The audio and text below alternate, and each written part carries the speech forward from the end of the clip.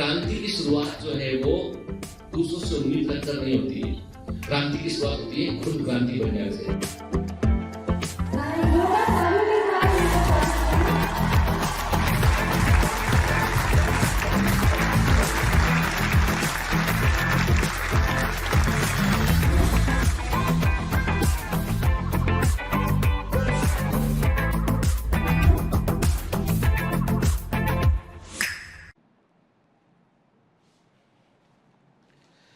Hello commandos, welcome to Biomentors classes online. I am doctor Jitendra Singh. तो चलिए बेटा, animal kingdom में आगे बढ़ते हैं। आज हम बात करेंगे मैमल्स के ऊपर, और लास्ट हम जो है वो कॉर्टा के अंदर जो है, वर्टिब्रेटा के अंदर जो है लास्ट हिस्से को हम समझेंगे वो है मैमल्स के। और इसके बाद हमारा एनिमल किंगडम जो है वो खत्म हो जाएगा, फिर नए चैप्टर में आगे बढ़ेंगे। ठीक है, मुझे पूरी उम्मीद है कि आप सब लोग अब रिजुवेनेट होकर आए हैं, नई ऊर्जा को संग्रहित कर आए हैं, और जो है वो फेज 3 कमांडो ट्रेनिंग के लिए आप लोग तैयार हैं, जहां पे थोड़ा सा और रिगरस प्रैक्टिस करना पड़ेगा, और सारे क्वेश्चंस लगाने पड़ेंगे, थोड़ा सा लेक्चर का फ्रीक्वेंसी भी बढ़ जाएगा। तो कुल मिलाकर बात यह है कि बेटा अब हमको कोर्स को जो है, सिलेबस को जो है as soon as possible cover करना है, लेकिन विथ इंटायर डिटेल्स। कह रहे ऐसा नहीं करना हमको कि शॉर्टकट कर दिया हमने। जो रिक्वायरमेंट है सिलेबस का, जो रिक्वायरमेंट है एग्जाम का, उसे हमें पूरा करना है। ठीक है ना। चलिए, तो एनिमल किंगडम में आगे बढ़ते हैं, लेकिन हर बार की तरह इस बार भी आगे बढ़ने से पहले आपसे कुछ क्वेश्चंस करूंगा मिट के। बताइए कि किसने कहा था कि एविज आर पक्षी जो होते हैं, जो वर्ड्स होते हैं, वो ग्लोरीफाइड रैप्टाइल्स होते हैं। किस साइंटिस्ट ने कहा था कि पक्षी जो होते हैं, जो वर्ड्स होते हैं, वो ग्लोरीफाइड रैप्टाइल्स होते हैं? ठीक है, नाम बताइए उन साइंटिस्ट का। आपको यह बताना है कि जो वर्ड्स के अंदर, एविस के अंदर जो है, हम कुछ यूनिक फीचर देखते हैं, जैसे कि हम फीदर्स को देखते हैं। तो फीदर्स आर एक्चुअली क्या होते हैं? जो पक्षियों के जो फीदर्स हैं, यदि आप उनको रेप्टाइल से कंपेयर करें तो रेप्टाइल के किस स्ट्रक्चर के वो समान होते हैं? पक्षियों के जो वर्ड्स के फीदर हैं वो रेप्टाइल्स के किस स्ट्रक्चर के समान होते हैं, ये आपको बतलाना है। आपको बतलाना है कि रेडुला का काम क्या होता है, what is the function of radula, ये आपको बतलाना है। आपको बतलाना है कि किस फाइलम के अंदर आपको जो है वो ऑस्कुलम देखने मिलता है, किस फाइलम में आपको ऑस्कुलम देखने मिलता है, यह बतलाना है। आपको बतलाना है किस फाइलम में आपको कॉम्प्लेट देखने मिलती है, किस फाइलम में कॉम्प्लेट देखने मिलती है। क्लियर? याद रहेगा? चलिए, मैं आपके उत्तर की प्रतीक्षा करूंगा। और बेटा देखो, मैं आपसे बार बार कहता हूं कि प्लीज भी एक्टिव और एकदम एक्टिव लर्निंग का हिस्सा बनिए, ताकि आप चीजों को सीख सकें, समझ सके। पूरा एनिमल किंगडम खत्म होने पाया, लगा कहीं पे बोर है, कहीं पर फील हुआ कि बोर है, कहीं पर ऐसा लगा कि नहीं मालूम है। अरे आपको पूरा एनसीईआरटी वर्ड टू वर्ड मालूम है। आपको उठा के देखिए, बुक आसान है आपके लिए, एकदम आसान है, पूरा कोर्स आसान है बेटा। एक बार आपको बता दूं मैं, कोई भी बच्चा जो है बाय बर्थ इंटेलिजेंट या जो है वो कम बुद्धिमान नहीं होता है। हर बच्चे में बराबर कैपेबिलिटी होती है। फर्क सिर्फ समझ का होता है, अंडरस्टैंडिंग का होता है, और अपनी प्रायोरिटीज का होता है। अपनी प्रायोरिटी को कस लीजिए कि आप सफलता के बाद ही चेन लेंगे। ठीक है ना। अब हमारी जो चेन है उसमें हम जोर लगाएंगे, और सफलता के बाद ही अपना पेडल मारना बंद करेंगे। चलिए, तो कहां तक पहुंच चुके हैं हम? हमने आपसे कहा बेटा कि हम जो है वो ग्नेथोस्टोमेटा के अंदर 2 सुपर क्लास देखे थे हमने। पहला देखा था पिसेस, इसमें फिन्स होते हैं, उसमें हमने कॉन्ड्रिक्थियस कार्टिलेजिनस फिशेस को देखा था, ऑस्टिक्थियस बोनी फिशेस को देखा था, टेट्रापोडा जिनमें लिम्स होते हैं, हमने एम्फीबिया को देखा, हमने रेप्टिलिया को देखा, हमने एविस को देखा, और आज बात करेंगे हम मैमल्स के ऊपर। ठीक है, मैमल्स जो है, आपको बता दूं मैं, मैमल्स जो है वो जो है ऐसी क्लास है जिसने जो है वो पूरी अर्थ पर जो है एक प्रकार से रूल किया है। देखो, सक्सेसफुल नाम बोलते हैं arthropoda are the most successful phylum हम बोलते हैं। ठीक है, हम कहते हैं mollusca are the second successful phylum, लेकिन जो रूल करने वाला है वो है मैमल्स। चलिए आगे देखते हैं हम। देखिए, एंड मैमल्स में क्या क्या शामिल है, आप देखिए। मैमल्स के अंदर वे सारे एनिमल शामिल हैं। मैमल्स के अंदर यदि हम बोले, टेक्निकली हम बोले, तो वे सारे एनिमल्स मैमल्स के अंदर आएंगे बेटा जिनके अंदर मेमोरी ग्लैंड होगा। जिनके अंदर क्या होगा? जिनके अंदर मेमोरी ग्लैंड होगा। ठीक है, जिनके अंदर मेमोरी ग्लैंड होगा, वे सारे के सारे एनिमल जो है वो मैमल्स के अंदर आएंगे। मेमोरी ग्लैंड क्या होता है बेटा? ये मिल्क को सिक्रेट करता है। ठीक है, जो मैमल्स के बच्चे होते हैं, यंग वंस होते हैं, वे अपनी मदर के मेमोरी ग्लैंड से जो है वो मिल्क को प्राप्त करते हैं। एंड इनिशियल फेजेस में, डेवलपमेंट के शुरुआती अवस्था में उन्हें मिल्क की रिक्वायरमेंट होती है और मिल्क का सिक्रेशन इन मेमोरी ग्लैंड से होता है और these are unique in mammals, की मैमल्स के अंदर यूनिक होती है। क्लियर? ठीक है। मैमल्स के अंदर हम देखते हैं कि सबसे इंटेलिजेंट क्रिएचर्स जो ह्यूमन बींग्स हैं वो भी मैमल्स होते हैं, स्तनधारियों में आते हैं। ठीक है ना? क्लियर? और देखिए कि आज हम, जैसे मैंने कहा ना आपसे कि आज जो ह्यूमन बींग्स हैं वे पूरी धरती पर एक प्रकार से राज करते हैं। आज हम पढ़ रहे हैं सारे दुनिया के सारे एनिमल्स के बारे में। ऐसा नहीं है कि दीमक की दुनिया में मनुष्यों के बारे में पढ़ाया जा रहा है, टर्माइट्स के वर्ल्ड में मनुष्यों की बात चल रही है कि इस तरह के पाए जाते हैं, एनिमल होते हैं। नहीं ना, हम ही हैं, यानी हम ही हैं जो सबसे इंटेलेक्चुअल। और आपको बता दूं, बड़ी इंटरेस्टिंग बात यह है कि सबसे बुद्धिमान आदमी का सबसे ताकतवर होना जरूरी नहीं है। सबसे बुद्धिमान आदमी का जो है वो पेड़ों पर चढ़ जाना भी जरूरी नहीं है। सबसे बुद्धिमान आदमी का तेज तैर लेना भी जरूरी नहीं है। यदि आप अपने आप को कंपेयर करेंगे ना, आप पाएंगे कि मनुष्य जो है ना तो टाइगर के समान वो जो है ताकतवर है कि शेर के समान या बाघ के समान ताकतवर हो, ना हाथी के समान विशालकाय है, वो भी नहीं है। ठीक है? या बंदर के समान पेड़ों पर फटाफट चढ़ जाता हो, वैसा भी नहीं क्षमता हमारे पास। या पक्षियों के समान उड़ सकता हो, वो भी क्षमता हमारे पास नहीं है। या जो दूसरे मैमल्स हैं उनके समान तेज सूंघने की क्षमता हो, वो भी हमारे पास नहीं है। या चील के समान दूर से देखने की दृष्टि हो, वो भी हमारे पास नहीं है। फिर क्या है? हमारे पास क्या है? हमारे पास है एवरेज। क्या है? एवरेज। हम देख सकते हैं बेहतर, सुन सकते हैं बेहतर, सूंघ सकते हैं बेहतर, नॉट बेस्ट। हम बेस्ट की बात नहीं कर रहे हैं, हम बात कर रहे हैं एवरेज की। हम एवरेज तौर पर पहाड़ पर चढ़ सकते हैं, एवरेज तौर पर पेड़ पर चढ़ सकते हैं, एवरेज तौर पर हम सब कुछ एवरेज लेवल पे कर सकते हैं। हम सब कुछ हम औसत स्तर पर कर सकते हैं और हम विजेता हैं। और हम विजेता हैं। याद रखना है इस बात को, जो मैंने बताया है ये बहुत पते की बात है कि यदि आप जिंदगी में औसत हैं, सब जगह पे औसत हैं, लेकिन आप संघर्षशील हैं, तो आप जीतेंगे। मैं जब आपको बताऊंगा ह्यूमन इवोल्यूशन की कहानी, आप जानेंगे कि कैसे आप, यदि मनुष्य के रूप में जन्म हुआ है तो पैदाइशी विजेता हैं आप। You are inborn winner. मनुष्य के रूप में जन्म हुआ है आपका। आप यदि क्या है ही आप मनुष्य, तब तो सुन रहे हैं। दिस इज नॉट पॉसिबल कि बायोमेंटर्स का लेक्चर कोई दीमक सुन रही हो या चींटियों के झुंड में कोई सुन रहा हो। है क्या कोई आप में से? ऐसा नहीं है ना। तो इसका मतलब क्या हुआ? इसका मतलब यह हुआ कि औसत होना बेहतर है। ठीक है? किसी एक चीज, अब कई लोग क्या करते हैं, हम तो सब केमिस्ट्री पढ़ेंगे तो केमिस्ट्री में पारंगत हो जाएंगे, तो you may become a teacher but you may not become a doctor. If you want to become a doctor you should average out everything. हर चीज बनना चाहिए आपको, हर चीज बनना चाहिए। समझ गए? कहते हैं कि एक जमाने में जो है वो एक कहानी, छोटी सी इंस्पायरिंग स्टोरी है कि एक जमाने में जो है वो एक स्कूल के अंदर जो है वो एक स्कूल था, उसमें एक जो है अपना बंदर का बच्चा पढ़ा करता था। ठीक है? एक चिड़िया का बच्चा पढ़ा करता था। ठीक है? एक मछली का बच्चा पढ़ा करता था और एक मनुष्य का बच्चा पढ़ा करता था। मुकाबला हुआ भैया, पहला प्रतियोगिता होगा किसका? तैरने का, कि कौन, सबके ना, मैंने सब्जेक्ट था तैरना, पेड़ पर चढ़ना, ठीक है, तोड़ना, ये सब सब्जेक्ट थे उसके अंदर। फाइनली ये हुआ कि तैरने में मछली का बच्चा फर्स्ट आया, मनुष्य का बच्चा नंबर 2 पे आया, थोड़ा उस एवरेज करके। लेकिन सारे पेड़ पर चढ़ने की बात करें आप जो है वो तैरने की बात करें, आप उड़ने की बात करें, आप तो सारी जगह पर देखा जाए तो मनुष्य का बच्चा जो एवरेज है। उड़ने के नाम पे क्या किया उसने, ऊपर पेड़ के ऊपर से जंप लगा मार दिया उसने, देखो भैया मैं उड़ रहा हूं के एक्टिंग करके। कुल मिलाकर बात ये कि एवरेज होने के बावजूद वो बच्चा जीत गया, क्योंकि उसके हर जगह पे एवरेज नंबर थे। सोचिए ना कि आप एग्जाम दे, मैथ्स में आपके 100 आउट ऑफ 100 है, लेकिन बाकी जगह पर जो है हिंदी में 00 आउट ऑफ 100, सोशल साइंस में 5 आउट ऑफ 100, तो क्या पास होंगे? नहीं पास होंगे ना।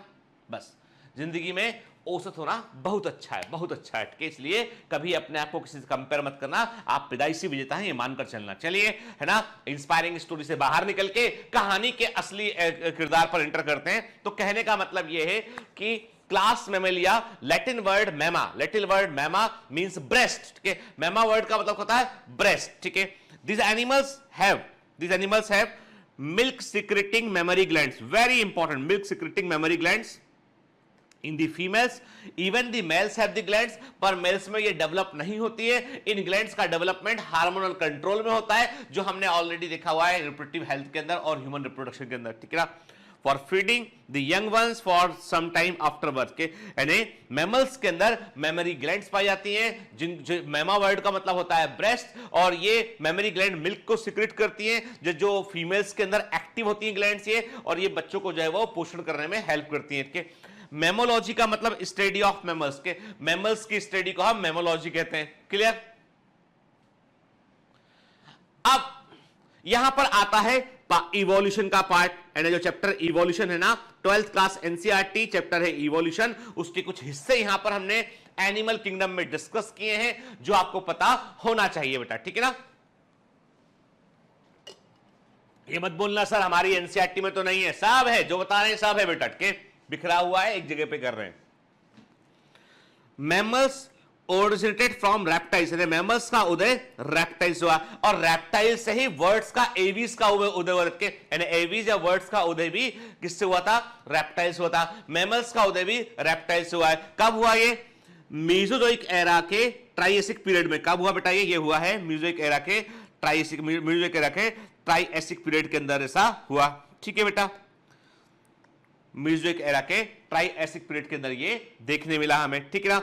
मैमल्स क्या होते हैं बेटा, मैमल्स सबसे अधिक, मैमल्स की बात करें हम तो सबसे अधिक डोमिनेटेड एनिमल कब थे, ये सीनोजोइक एरा के अंदर के, age of mammals. Very very important, भूलना नहीं, याद रखना बेटा. इवोल्यूशन का क्वेश्चन है, आपको लगेगा सर एनिमल किंगडम का नहीं है ये, मैं बता रहा हूं बेटा. यहां पर चूंकि मैमल्स पढ़ रहे हैं इसलिए याद कर लेते हैं कि मैमल्स का ओरिजिन जो है वो रेप्टाइल से हुआ था. कब हुआ था, मीजोजोइक एरा के ट्राइएसिक पीरियड में हुआ था. और एज ऑफ मैमल्स किसे बोलते हैं, सीनोजोइक एरा को हम एज ऑफ मैमल्स कहते हैं. ठीक है. क्लियर. चलिए आगे बढ़ते हैं. देखिए आपके सामने जो है वो साफ साफ यहां पर दिखाई दे रहा है बेटा. यहां पे हम देख रहे हैं किस प्रकार से जो है वो, किस प्रकार से मैमल्स का जो है वो उदय हुआ, किस प्रकार से जो है वो मैमल्स का उदय हुआ. ठीक है. किससे, रेप्टाइल से. आप देख रहे हैं आपको पेलिकोसॉर दिखाई पड़ रहा है, आपको थेराप्सिड दिखाई पड़ रहा है, आपको उठ के उसके बाद आप देख रहे हैं साइनोडॉन्ट्स दिखाई पड़ रहा है. कुल मिलाकर ये है कि फाइनली जो है रेप्टाइल्स में से डायनासोर्स की एक श्रृंखला जो है वो मैमल्स के रूप में उसका वो आगे जाकर डेवलप हुई. के सबसे शुरुआती जो मैमल्स थे बेटा, हम ऐसा मानते हैं वो छोटे से चूहे के समान थे, वो छोटे से चूहे के समान थे, है ना. और वो उनसे ही फिर बड़े मैमल्स का जो है वो विकास हुआ. ठीक है. क्लियर. चलिए. Mammals live in every region of earth, के मैमल्स होते हैं वो धरती के हर एक हिस्से में रहते हैं, डिफरेंट इकोसिस्टम में रहते हैं. याद रखिए मैमल्स आपको हर पॉसिबल जगह पर आपको देखने मिलेंगे. आपको वो अंटार्कटिका में देखने मिलेंगे, आपको वो, ठीक है, पानी के अंदर, वाटर के अंदर, ओशियन के अंदर देखने मिलेंगे आपको वो, आपको ट्रॉपिकल रेन फॉरेस्ट में देखने मिलेंगे आपको. तो मैमल्स आर एवरीवेयर, वो हर जगह पर प्रेजेंट है.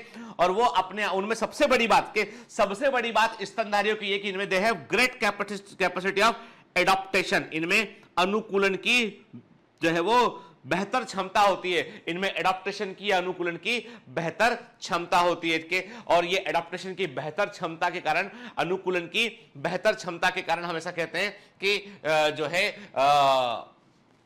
ये हर पॉसिबल जगह पर ये रह सकते हैं.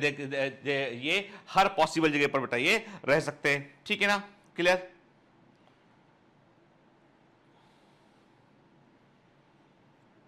ठीक है. हर पॉसिबल जगह पर ये रह सकते हैं due to capacity of adaptation. ठीक है. देखते हैं हम. देखिए पोलर बियर जो है ऐसे जगह पर रहता है जहां पर टेम्परेचर माइनस में होता है, बर्फ जमी होती है, यहां पर पोलर बियर्स पाए जाते हैं.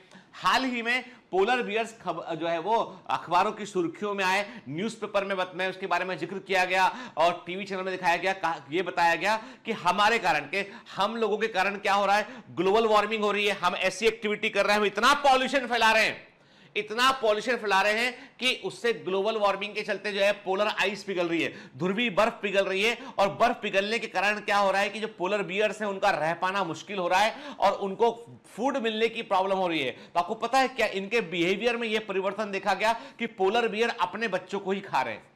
नहीं यकीन आता है, गूगल कर लीजिए आप. पोलर बियर अपने ही बच्चों को मारकर खा रहे हैं, और ये पहले कभी नहीं हुआ था। यानी ये पेरेंटल केयर करने वाले एनिमल है, जो शिकार करेंगे, बच्चों के लिए भोजन लेके आएंगे, ये वैसे एनिमल थे। लेकिन पहली बार जो है ये जो है अपने ग्रुप के दूसरे पोलर बियर पर, पोलर बियर पर अटैक कर रहा है, क्योंकि फूड नहीं मिल पा रहा है यहां पे, और क्योंकि ग्लोबल क्लाइमेट चेंज हो रहा है। कि हमारी जो एक्टिविटी है, हम भले ही कितने बुद्धिमान प्राणी हो, परंतु हम दूसरे के बारे में ज्यादा नहीं सोचते। ये हमारी सबसे बड़ी मूर्खता है। मनुष्यों की ये धरती केवल मनुष्यों की नहीं है, सारे एनिमल्स की है, तो हमको भी संतुलित व्यवहार करना चाहिए। ठीक है, चलिए हम इकोसिस्टम पर इस पर विस्तार से बात करेंगे। ठीक है, अभी हमने कहा पोलर बियर पर भी आपको मेंबर्स देखने मिलते हैं। अब एक बड़ी इंटरेस्टिंग बात है कि गौर से देखिएगा, यहां पर के गौर से देखिए इसको जरा, इसमें क्या दिखाई पड़ रहा है आपको? इसमें दिखाई पड़ रहा है बड़ा शरीर और छोटे से ईयर के। देखिए आप, स्मॉल ईयर, ठीक है, छोटे कान दिखाई, शरीर बड़ा है पर कान आपको छोटे दिखाई पड़ रहे हैं यहाँ पे। लेकिन फिर आप आते हैं अफ्रीकन एलिफेंट की बात करते हैं। अफ्रीकन एलिफेंट में क्या दिखाई पड़ रहा है आपको? आपको यहाँ पे लार्ज ईयर दिखाई पड़ रहे हैं, बड़े कान दिखाई पड़ रहे हैं। क्या कानों का कोई संबंध है क्लाइमेट से? क्या ईयर के साइज का कोई संबंध है कि किस तरह के क्लाइमेट में आप रहते हैं? ये क्वेश्चन दिमाग में रखिएगा, ये क्वेश्चन दिमाग में रखिएगा। जब हम ऑर्गेनिज्म एंड एनवायरनमेंट पढ़ेंगे तब इस पर बात करेंगे। मजेदार चीज है कि कैसे प्रकृति में जीव अपने कैरेक्टर को इवॉल्व करते हैं, ये बड़ा इंटरेस्टिंग चीज के। इतना समझा देता हूं अभी आपको मैं कि जो ईयर्स है, जो एक्सटर्नल ईयर है, जो बाहरी एक्सटर्नल ईयर है, इनको ईयर पिन्ना बोलते हैं। क्या बोलते हैं? ईयर पिन्ना कहते हैं। और ये मैमल्स की कैरेक्टरिस्टिक है, ये मैमल्स की कैरेक्टरिस्टिक है, स्तनधारियों में देखने मिलते हैं। जब कान आपको उभरे हुए दिखाई पड़े, मतलब वो मैमल्स है। दूसरी बात, these are the point of heat loss, ये हीट के लॉस करने के पॉइंट हैं, इसलिए बर्फीले हिस्सों में पोलर बियर के कान छोटे हैं ताकि कम हीट लॉस हो। और ट्रॉपिकल रेन फॉरेस्ट में शरीर को ठंडा रखने के लिए जो हाथी के जो कान होते हैं ना, वो पंख के समान काम करते हैं, और वो धीमे धीमे जो है वो अपनी हीट को बाहर निकालने में हेल्प करते हैं। ठीक है ना मजेदार? फिर मैमल्स की बात किया हमने, जो है अफ्रीकन एलिफेंट को देखा, अफ्रीका के ट्रॉपिकल फॉरेस्ट में देखा हमने, पोलर बियर को ध्रुवों पर देखा हमने, और पानी के अंदर देखें तो आपको ब्लू व्हेल, सबसे बड़ा एनिमल है इस धरती पर, सबसे बड़ा एनिमल जो जीवित है, जो इस अर्थ पर सबसे बड़ा लिविंग एनिमल यदि कोई प्रेजेंट है तो वो ब्लू व्हेल है। वो क्या है? वो है ब्लू व्हेल के, ब्लू व्हेल है। साइंटिफिक नेम इसका है बेलेम्प्टेरा मस्कुलस के, बेलेम्नोप्टेरा मस्कुलस साइंटिफिक नेम है इसका, एनसीईआरटी में दे रखा है। वेरी वेरी इंपॉर्टेंट बेटा, याद रखिएगा। यानी इसकी जो लंबाई है वो 97 फीट, 100 फीट के आसपास होती है। हाथी की लंबाई होती है 9 फीट के आसपास, सोचिए आपके। यानी ये एलिफेंट से 10 टाइम, 10 गुना बड़ा होता है, 10 गुना बड़ा, यानी 10 टाइम मच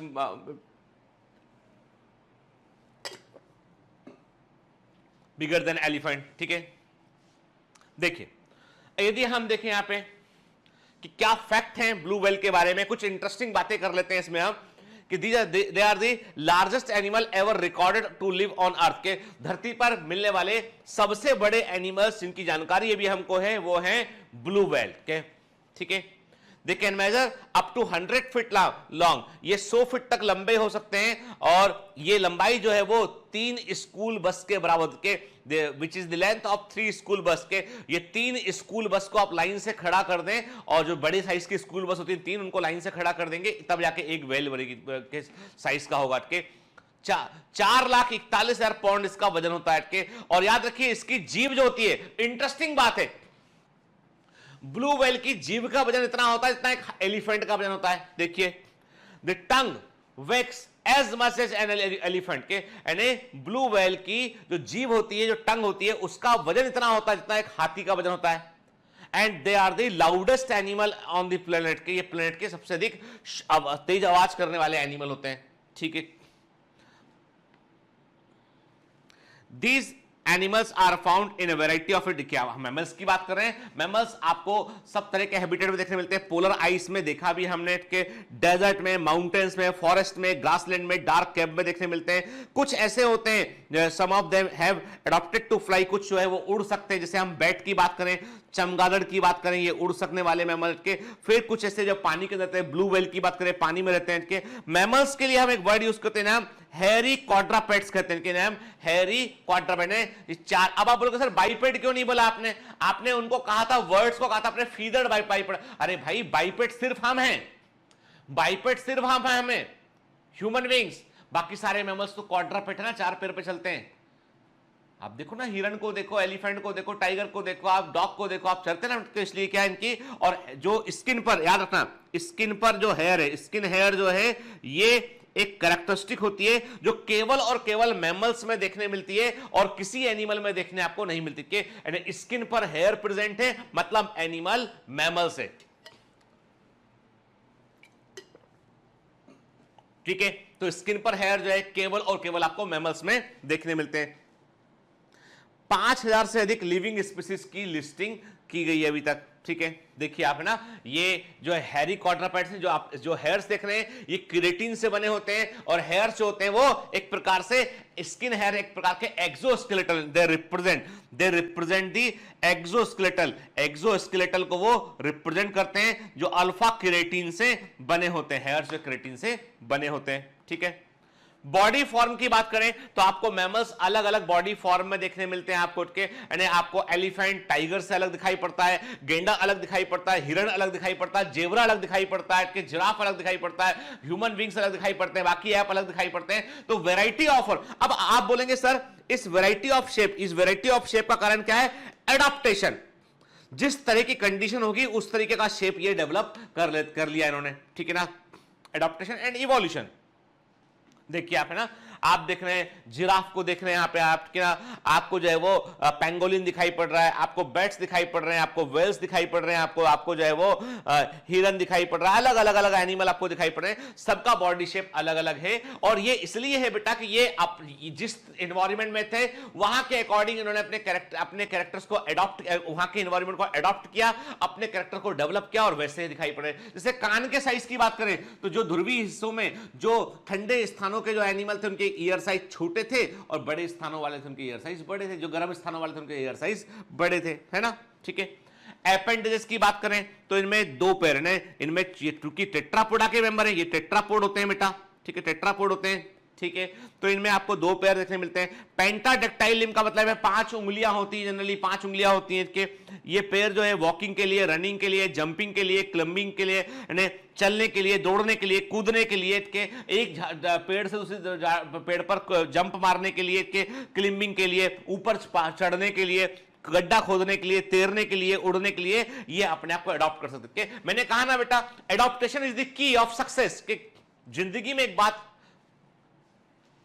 गांठ बांध लीजिए, यदि आप परिस्थितियों के अकॉर्डिंग अपने आप को अडॉप्ट कर सकते हैं, यदि आप परिस्थितियों के अनुसार अपने आप को अनुकूलित कर सकते हैं, चेंजिंग सिचुएशन में अपने आप को अडॉप्ट कर सकते हैं ना, तो आप हमेशा सरवाइव करेंगे और आप इवॉल्व होंगे और आप बेहतर बनकर निकलेंगे।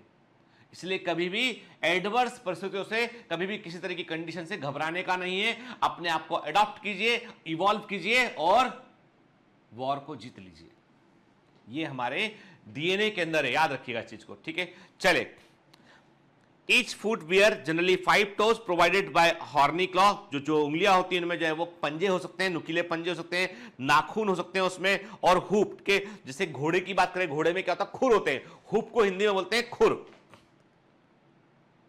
घोड़े के खुर होते हैं ना बेटा, कि जहां पे नाल लगाते हैं, इनमें खुर हुआ, हुप होते हैं, ठीक है।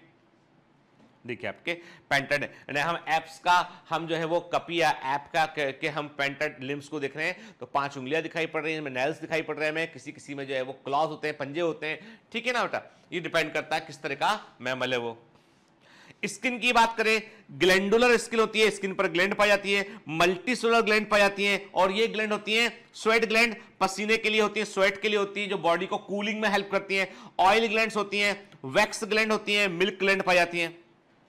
स्किन ग्लैंडुलर होती है, मल्टीसेलुलर ग्लैंड देखने मिलती है। ग्लैंड से वैरायटी ऑफ टाइप की होती है, स्वेट ग्लैंड होती है, ऑयल ग्लैंड या सिबेशियस ग्लैंड होती है, वैक्स ग्लैंड होती है, मिल्क ग्लैंड पाई जाती है। के कवर्ड बाय हॉर्नी, अब जो स्किन होती है it is covered by horny epidermal. मैंने कहा ना, हॉर्नी मतलब होता है made up of keratin, keratin से बना हुआ एक्सोस्केलेटल होता है जिसे हम हेयर कहते हैं, और ये अल्फा क्रेटिन से बने होते हैं। इंपॉर्टेंट पॉइंट है। Hairs on skin is unique feature of mammals, very very important.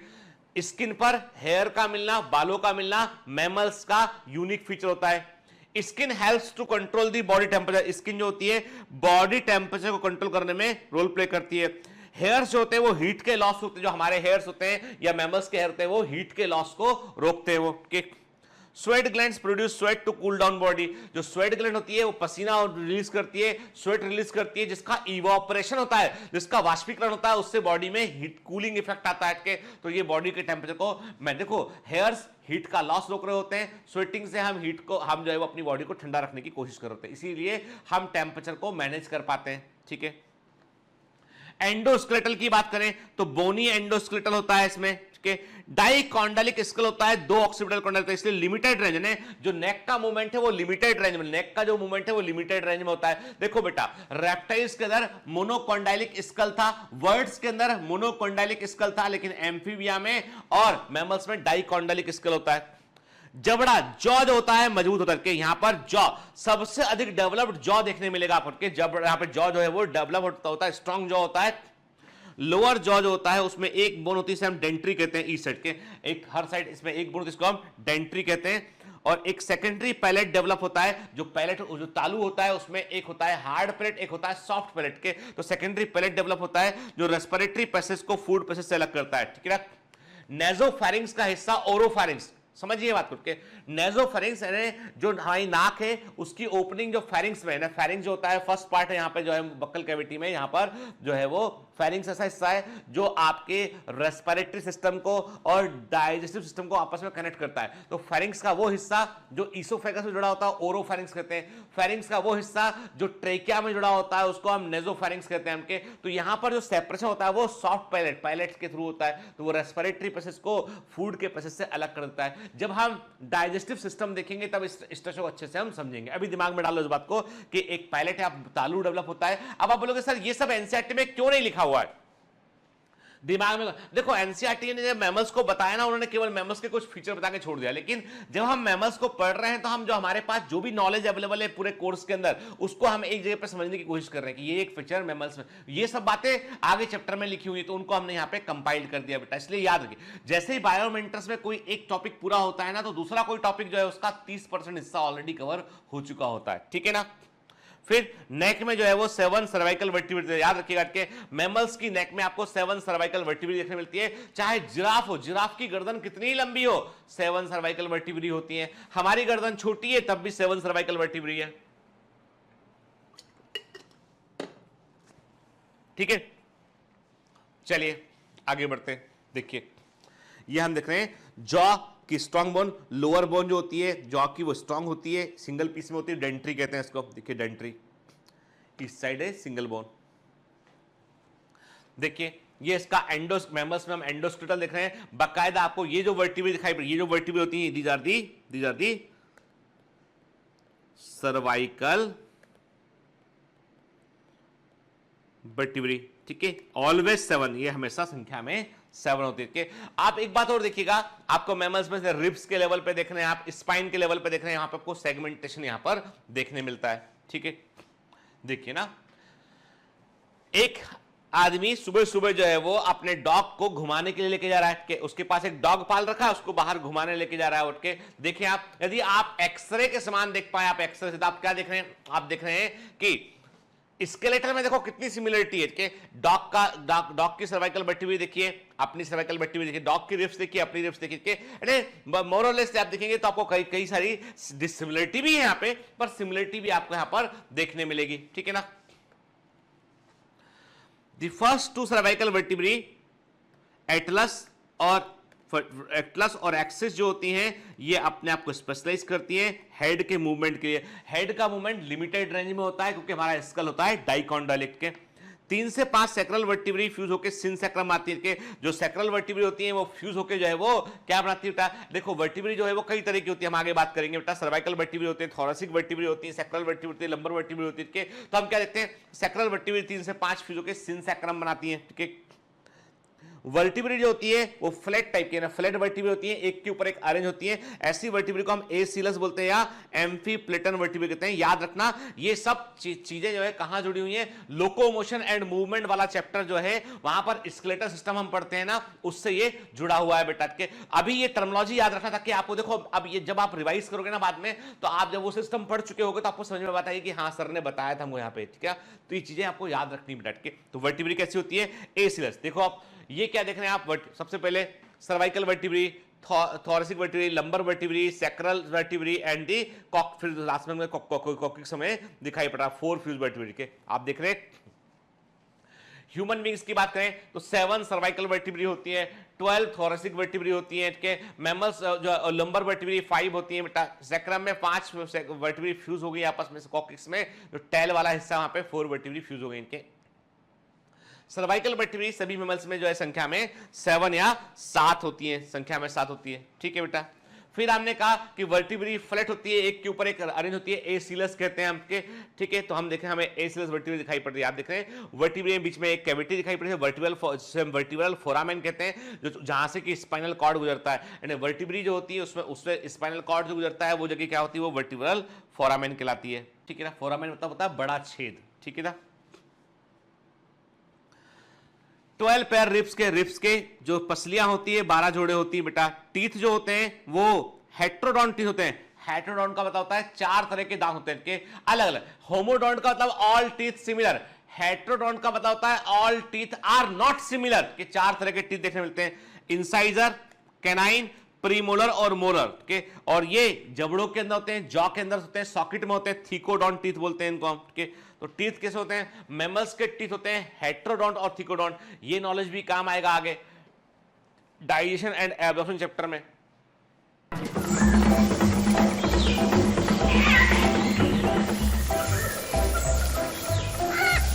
Hello. Sorry to disturb you in between the lecture, but it's important to inform you. You should download the BioMentors app from Google Play Store. We need your support, so please take the subscription to become an official commando of BioMentors. Bye bye. Continue your lecture. Diphyodont teeth होते हैं, मतलब ये है कि शुरुआत में milk teeth होते हैं, फिर वो गिर जाते हैं, देन परमानेंट टीथ आते हैं। अब देखिए आप, तो आपके दिमाग में ये टर्मिनोलॉजी आ चुकी बेटा कि डाइफायोडॉन्ट का मतलब है कि दांत जो होते हैं वो जीवन में 2 बार आते हैं, एक मिल्क टीथ होते हैं, उनके गिरने के बाद परमानेंट टीथ आते हैं। आपको ये पता अच्छे से कि थीकोडॉन्ट का मतलब होता है कि जो टीथ होते हैं वो जबड़े के अंदर होते हैं, वो जॉ के अंदर सॉकेट में होते हैं। पढ़ा हुआ है हमने, रेप्टाइल्स पढ़ते समय बात किया था हमने इसका, ठीक है, किया था ना बात के। फिर जो है जो हेट्रोडॉन होते हैं वो कैसे टीथ होते हैं बेटा, वो उसका होता है कि वैरायटी ऑफ टीथ देखने मिलेंगे, एक तरह के दांत नहीं होंगे, कुछ बड़े, कुछ जो है चीरने के लिए होंगे, कुछ जो है चबाने के लिए होंगे, अलग अलग तरह के टीथ होते हैं। तो इंसाइजर, कैनाइन, प्रीमोलर और मोलर 4 तरह के टीथ हमको देखने मिलते हैं। देखिए जबड़े के अंदर, जॉ के अंदर सॉकेट में है इसलिए वो थीकोडॉन टीथ है, अलग अलग तरह के इसलिए वो हेट्रोडॉन टीथ है। देख रहे हैं आप, ठीक है बेटा, है ना। तो आप देख रहे हैं इंसाइजर दिखाई पड़ रहे हैं, कैनाइन दिखाई पड़ रहे हैं, प्रीमोलर दिखाई पड़ रहे हैं, मोलर दिखाई पड़ रहे हैं, ठीक है। फिर डाइजेस्टिव सिस्टम की बात करें हम तो रिलेटिवली स्मॉल माउथ, यानी जो माउथ होता है वो मैमल्स का mouth as compare to birds और रेप्टाइल्स की बॉडी प्रोपोर्शन के अकॉर्डिंग मैमल्स का माउथ साइज में छोटा होता है, ठीक है। और लिप्स जो होते हैं हैव मूवेबल लिप के, इनमें गमनशील या मूवेबल लिप्स होते हैं, इनके होंठ जो होते हैं वो मूवेबल होते हैं, ठीक है। Buccal cavity has true salivary gland, very very important के। और इसका फायदा ये होता है कि ट्रू सलाइवरी बक्कल कैविटी में, हमारी बक्कल कैविटी में सलाइवरी ग्लैंड वास्तव में होती है, जिनके अंदर डाइजेस्टिव एंजाइम होते हैं। तो हमारे बक्कल कैविटी से ही डाइजेशन की शुरुआत हो चुकी होती है, कि बक्कल कैविटी में से ही पाचन की शुरुआत हो चुकी होती है। जो सलाइवा होता है, जो लार होता है, लार के अंदर सलाइवरी एमाइलेज नाम का एंजाइम पाया जाता है, जो कि स्टार्च को पचाने में हेल्प करता है। टीथ जॉ के अंदर, दोनों जॉ में होते हैं, अपर एंड लोअर जॉ में होते हैं। मोबाइल टंग होती है, जीभ हमारी मूव करती है। लिवर और पैंक्रियाज अलग अलग पाए जाते हैं। एलिमेंट्री कैनाल जो है वो एनस के रूप में ओपन होती है। इसके देखो बेटा, वर्ड्स में क्लोएका था, रेप्टाइल्स में क्लोएका था, यहां पर क्लोएका, और एम्फिया में क्लोएका था, यहां पर क्लोएका नहीं है, यहां पर एनस होता है, सीधा एलिमेंट्री कैनाल बाहर की तरफ ओपन होती है। केवल और केवल शुरुआती जो मैमल्स थे जिन्हें हम मोनोट्रीम्स कहते हैं, के डक बिल्ड प्लेटिपस, इसमें क्या आते हैं, इसमें आते हैं duck billed platypus, spiny ant eater, spiny ant eater. अब देखो बेटा, मुझे याद है तो आपको तो याद होना ही चाहिए ना यार, मेरे को तो काम भी नहीं, मेरे को एग्जाम भी नहीं देना है इसका, आपको तो एग्जाम देना है ना, तो याद होना चाहिए। तो जो मोनोट्रीमेटा, जो मैमल्स का ऑर्डर है मोनोट्रीम्स, उसके अंदर जो है वो आपको duck billed, platypus, spiny ant eater देखने मिलेंगे। इनमें क्लोएका होता है, इनमें क्लोएका होता है, बाकी किसी मैमल्स में क्लोएका नहीं होता है, याद रखना। बाउंसर क्वेश्चन है, एग्जाम में आएगा तो आप ये नहीं बोल सकते आप कि नहीं लिखा था एनसीईआरटी में, ऐसा नहीं बोल सकते आप, क्योंकि ये एनसीईआरटी के जिन जिन एनिमल्स का जिक्र है उनके बारे में थोड़ी थोड़ी जानकारी आपको होना चाहिए। देखिए, है ना, बकायदा oesophagus, stomach, small intestine, large intestine के रेक्टम को एनस दिखाई पड़ रहा है आपको के, फिर आप क्या देख रहे हैं, आपको पेंक्रियास दिखाई पड़ रहा है, लिवर दिखाई पड़ रहा है, तो बकायदा गॉल ब्लैडर दिखाई पड़ रहा है। तो सारा एक प्रकार से डेवलप्ड डाइजेस्टिव सिस्टम आपको देखने मिलता है। ठीक है, रेस्पिरेटरी सिस्टम की बात करें हम तो लंग्स के थ्रू होता है रेस्पिरेशन, स्पॉन्जी होते हैं और इलास्टिक लंग्स होते हैं, लंग्स स्पॉन्जी होते हैं, इलास्टिक लंग्स होते हैं। किनके लंग्स में, आपको क्वेश्चन कर रहा हूं, आपसे मैं एक क्वेश्चन कर रहा हूं, उसका उत्तर दीजिए। किन एनिमल्स के लंग्स में आपको जो है वो एयर सैक देखने मिलते हैं? किन एनिमल्स के लंग्स में आपको एयर सैक देखने मिलते हैं? किन एनिमल्स के लंग्स जो होते हैं वो प्रेशर लंग कहलाते हैं?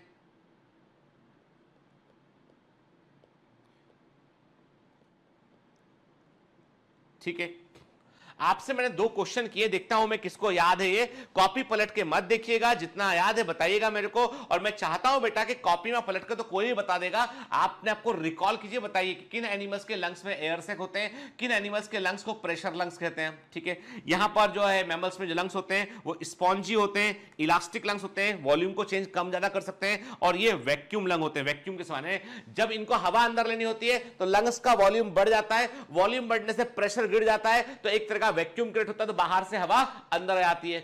जब इनको एयर को बाहर निकालना होता है, लंग्स जो है वो कॉन्ट्रैक्ट कर जाते हैं, अंदर का प्रेशर बढ़ जाता है, हवा बाहर निकल जाती है। लंग्स एक कैविटी के होते हैं। अब इंटरेस्टिंग बात है कि यहां पर जो सीलोमिक कैविटी होती है बेसिकली 4 कंपार्टमेंट में बटी होती है, तो लंग्स जो होते हैं वो 2 कंपार्टमेंट में आते हैं, और लंग्स लेफ्ट और राइट लंग होता है ना, लेफ्ट और राइट लंग होता है, तो लंग्स के आसपास की कैविटी को हम बोलते हैं बेटा, क्या बोलते हैं, प्लूरल कैविटी। तो प्लूरल कैविटी जो होती है वो लंग्स के आसपास की कैविटी होती है, जो किस तरह का सीलोमिक कंपार्टमेंट होता है, सीलोम का हिस्सा होता है।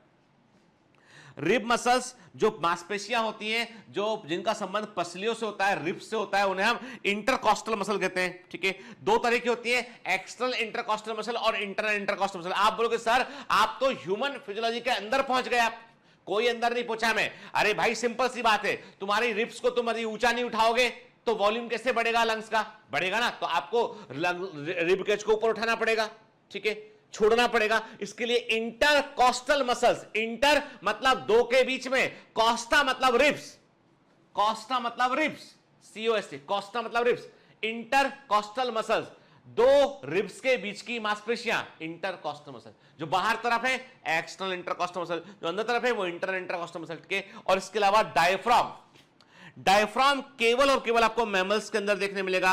Characteristic of mammals very important है। डायफ्राम जो होता है ये बड़ा इंपॉर्टेंट रोल प्ले करता है रेस्पिरेशन में, यानी आप अपने 70% से अधिक रेस्पिरेशन आप जो है केवल डायफ्राम की हेल्प से करते हैं। ठीक है, ब्रीथिंग में हेल्प करता है।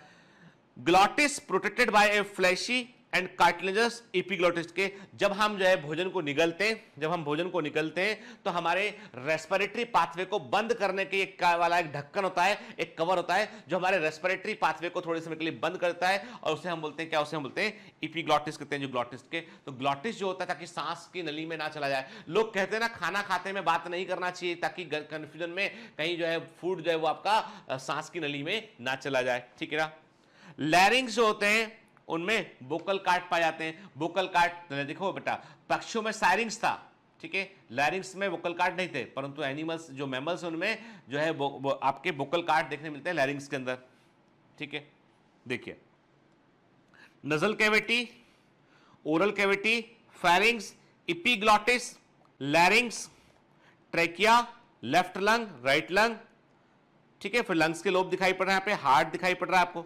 ठीक है, ये आप देख रहे हैं respiratory system, then digestive system का आपस में कि कहां पे जो है देखें आपको बक्कल कैविटी से जो है वो ईसोफेगस से कनेक्ट करेगा तो क्या हो जाएगा बेटा, वो डाइजेस्टिव सिस्टम में चला जाएगा के, और एक हिस्सा जो है वो आपका जो नाक वाला हिस्सा जो है वो आपका वो रेस्पिरेटरी सिस्टम से कनेक्टेड होता है।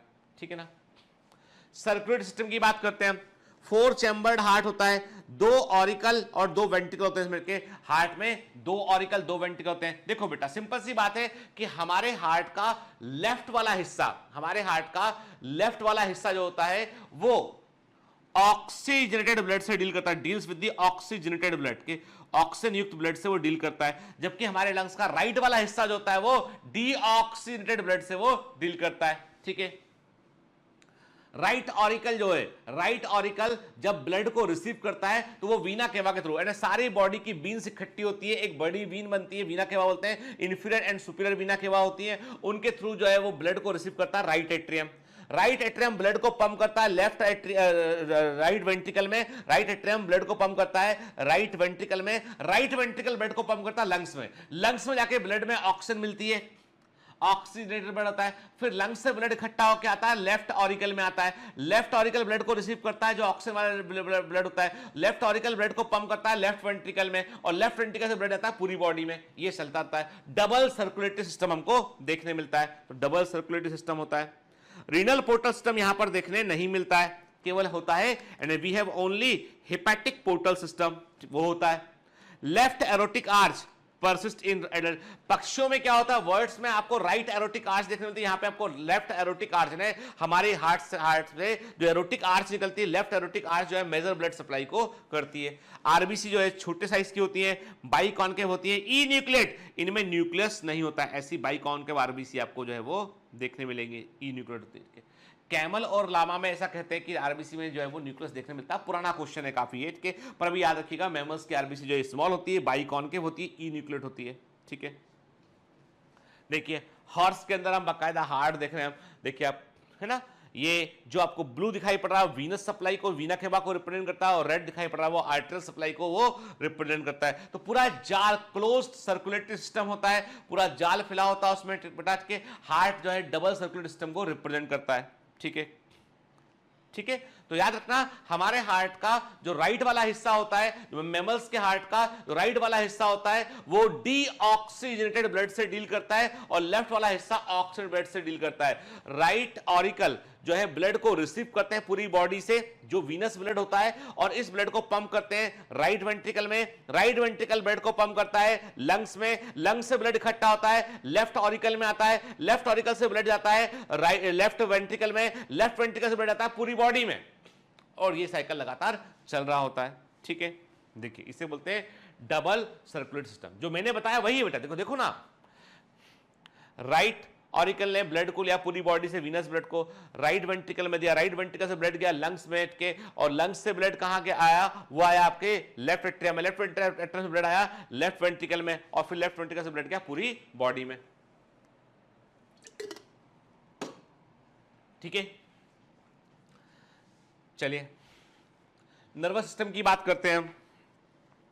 हाईली डेवलप्ड ब्रेन है, जितने भी एनिमल्स हैं उनमें जो है वो, इन एनिमल्स में सबसे डेवलप्ड ब्रेन आपको देखने मिलता है। Brain is with corpus callosum very, and ये भी मैमेलियन फीचर है, this is also mammalian feature के कार्पस कैलोसम देखने मिलता है ब्रेन में, जो कि ब्रेन के लेफ्ट और राइट हिस्से को कनेक्ट करता है। कि हमारे ब्रेन के जो ब्रेन होता है उसके लेफ्ट और right cerebral hemisphere, cerebrum is the centre for logic and reasoning and thought process के, ये सेरिब्रम जो है उसका विकास मैमल्स में होता है, और इसके लेफ्ट और राइट हिस्से को कनेक्ट करने वाला होता है कार्पस कैलोसम होता है। ब्रेन में बड़ा सेरिब्रम होता है और एक लार्ज सेरिबेलम होता है। सेरिबेलम बॉडी के कोऑर्डिनेशन में रोल प्ले करता है, और सेरिब्रम जो होता है वो थॉट सोचने में, इंटेलिजेंस का सेंटर होता है। 12 पेयर ऑफ क्रेनियल नर्व होती है।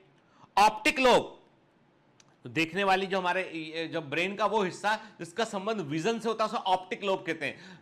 वो हिस्सा ब्रेन का जिसका संबंध देखने से होता है उसे ऑप्टिक लोब कहते हैं। और ऑप्टिक लोब जो है वो उसमें 4 बॉडी देखने मिलती है, उसे कार्पोरा क्वाड्रिजेमिना कहते हैं। ठीक है, ऑल्फैक्टरी सैक जो होता है opens by internal layers for back into pharynx के, जो हमारे सूंघने वाला हिस्सा होता है ऑल्फैक्टरी सैक होता है। इसलिए हमारी जो है जो हमारे नोस्ट्रिल, इनर नोस्ट्रिल होते हैं उसमें पीछे की तरफ होता है, फेरिंग्स के पास में होता है, उठ के हम जो है वो बेहतर प्रकार से सूंघ भी पाते हैं इसीलिए। ठीक है, ये देखिए आप ब्रेन है, स्पाइनल कॉर्ड है, दोनों मिला के बना रहे होते हैं सेंट्रल नर्वस सिस्टम के, और इनसे निकलने वाली सारी जो नर्व्स हैं, जो गैंग्लियंस है, नर्व्स है, उससे बनता है पेरिफेरल नर्वस सिस्टम बनता है। तो याद रखिएगा सीएनएस का मतलब सेंट्रल नर्वस सिस्टम का मतलब होता है ब्रेन एंड स्पाइनल कॉर्ड, और जो पूरी बॉडी में नस जो नर्व डिस्ट्रीब्यूटेड होती हैं वो बनाती हैं पेरिफेरल नर्वस सिस्टम बनाती हैं। ठीक है, ब्रेन में हमें कई सारे हिस्से दिखाई पड़ते हैं जिनको हम डिटेल में विस्तार में पढ़ेंगे नर्वस सिस्टम में। अभी केवल एक इमेज देख के समझने की कोशिश कर रहे हैं कि ब्रेन बड़ा कॉम्प्लेक्स स्ट्रक्चर है। हमें जो ध्यान यहां पर रखना है वो रखना है कार्पस कैलोसम मैमल्स के अंदर देखने मिलता है, जो लेफ्ट और राइट सेरेब्रल हेमिस्फीयर को आपस में कनेक्ट करने का काम करता है। ठीक है ना बेटा, क्लियर?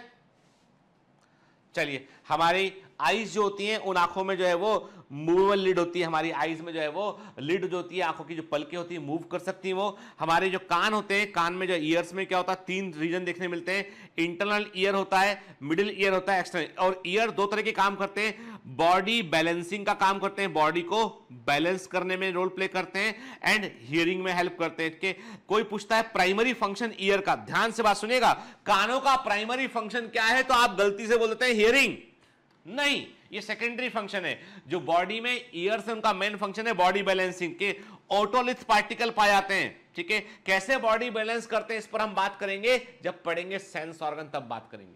ठीक है, मिडिल ईयर में 3 ईयर ऑसिकल होते हैं, malleus, incus and stapes. Stapes body की स्मॉलेस्ट बोन होती है, सबसे छोटी बोन बॉडी में होती है वो स्टेपिस होती है। ठीक है, ईयर ऑसिकल होते हैं। बाहर वाले ईयर, एक्सटर्नल ईयर जो होते हैं उनमें लार्ज फ्लैशी जो हिस्सा निकलता है हम ईयर पिन्ना कहते हैं इसको, हम के this is the ear pinna, देख रहे हैं आपके ईयर पिन्ना। ठीक है ना? जो उभरे हुए कान है वो आपको मैमल्स में देखने मिलते हैं, ईयर पिन्ना बोलते हैं उसको। ठीक है बेटा, चलिए एक्सक्रीटरी सिस्टम की बात करें हम, मेटानेफ्रिक किडनी होती है, वीन शेप किडनी होती है, किडनी ऐसी होती है वीन शेप, मेटानेफ्रिक किडनी होती है।